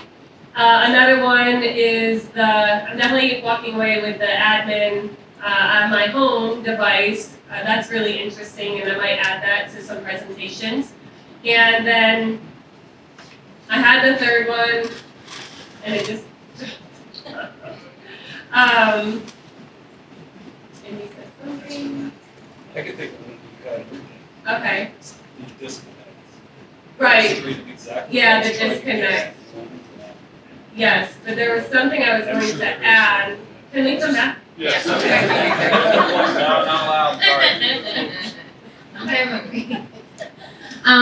From the legal standpoint, I think really my 3 points for you all to take away are, number 1, really do know what your business organization, like what data it has, sensitive data, and don't let that just be one person in the company, because it always is. It's always one person who's like, actually we do this and we do this, and just make that more of a conversation with your employees. All the members of the organization, make that a discussion that everybody's aware of what you have and what you're doing with it, how long you have it. Do that assessment. Second, know what applies to you. So just know what laws apply to you, whether this new Virginia law applies to you, whether it's HIPAA because you're helping you're a service provider to a healthcare organization, be aware of what applies to you. And third, I think there's a real misunderstanding that it costs hundreds of thousands of dollars to get these policies and procedures in place. Let me reassure you, as an attorney located in Southwest Virginia, it does not have to cost that much. It's very much tailored to what your company and your organization needs. Don't let that put you off. Have that conversation at the least. Most attorneys, including myself, will have a free consultation with you to start off with, and it's worth just having that conversation, getting a quote, because believe me, that money is worth it in the long run. Once you have all of that infrastructure in place, you will be very grateful someday. Yay! So a lot of times when I talk to parents at presentations, I talk about monitoring their child's devices, but what we walk away from today, monitoring your own accounts. So you talked about the emails. You can go into Google, go to your Google dashboard, and do a takeout. You can download your own data, and you can see if anybody has access to your account from an unknown device or IP address. And you can do that on a lot of your social media accounts as well, along with your children. So monitorization. So one great thing I actually heard everyone say is we have many frameworks in cybersecurity, and the first step is always identify. It's always identify. Identify what you have and then categorize it. And the way I like to explain that is in a home analogy. So if I identify what I have in my home I want to protect, obviously my family and pets, my electronics, my valuables, right? Maybe my marriage certificate, my birth certificate, my passport, stuff like that. But when we get to electronics, think of it this way. If my TV that I bought 2 weeks ago is stolen, I'm sad, right? But they don't make that TV that they made 2 weeks ago anymore. Through my insurance company, I'm going to get a much better TV, so in the long run, I'm really going to be happy, right? But if my laptop is stolen, that has my financial data on it, it has where my kids go to school, it has all my pictures, that is much more critical to me. So you want to protect that. If you have to prioritize what you protect as a small to medium-sized business, that's how you have to think. Before you can protect something, you have to know what you have. So identifying all that stuff, identifying your data, what data is most critical, what needs to be protected. As a business, you should really, really, really protect both your incident response plan and your cybersecurity insurance information. Because bad guys are finding that information on people's networks and knowing what to ask for in the ransom. Oh, your cyber insurance carrier pays $3 million? Well, I was only going to charge $150, but now that I see that, now the ransom's $3 million, okay? And then the other thing is both in business and personally, use a password manager. And I have another million things I could say, but you said only 3, so I'm going to honor that. What about you? Yeah. I honestly. Takeaways. For me, I don't know if I have. My takeaways are this, honestly. So you just got 15 great answers in my mind to that question. But let's be honest. When we leave this thing, our minds can be jumbled with so much stuff, right? So I would, if you implement 3 of those items, of those 15, among anything else, you're going to be better off then than you are right now. So that, again, we've thrown a lot of stuff. Some stuff you might have heard of before, some stuff you haven't heard of before, some stuff you're going to go home and Google, not out of work device, and figure out what it is. And don't click on any ads. That's right. But that would be my thing. I always learn fantastic stuff from this, but, and again, I know it can be overwhelming, but take some of it back. Talk to your friends. That helps with your family and your friends. Talk to your business associates. Talk to your boss. Hey, do we have this? If we don't, hey, I was just at this thing that made me think of this, why we should have this. Share the information. It's a community that we're only as strong as our community is. And if we can make the community stronger, we're stronger all together. So that's what I would say. Whose job is cybersecurity? Everyone.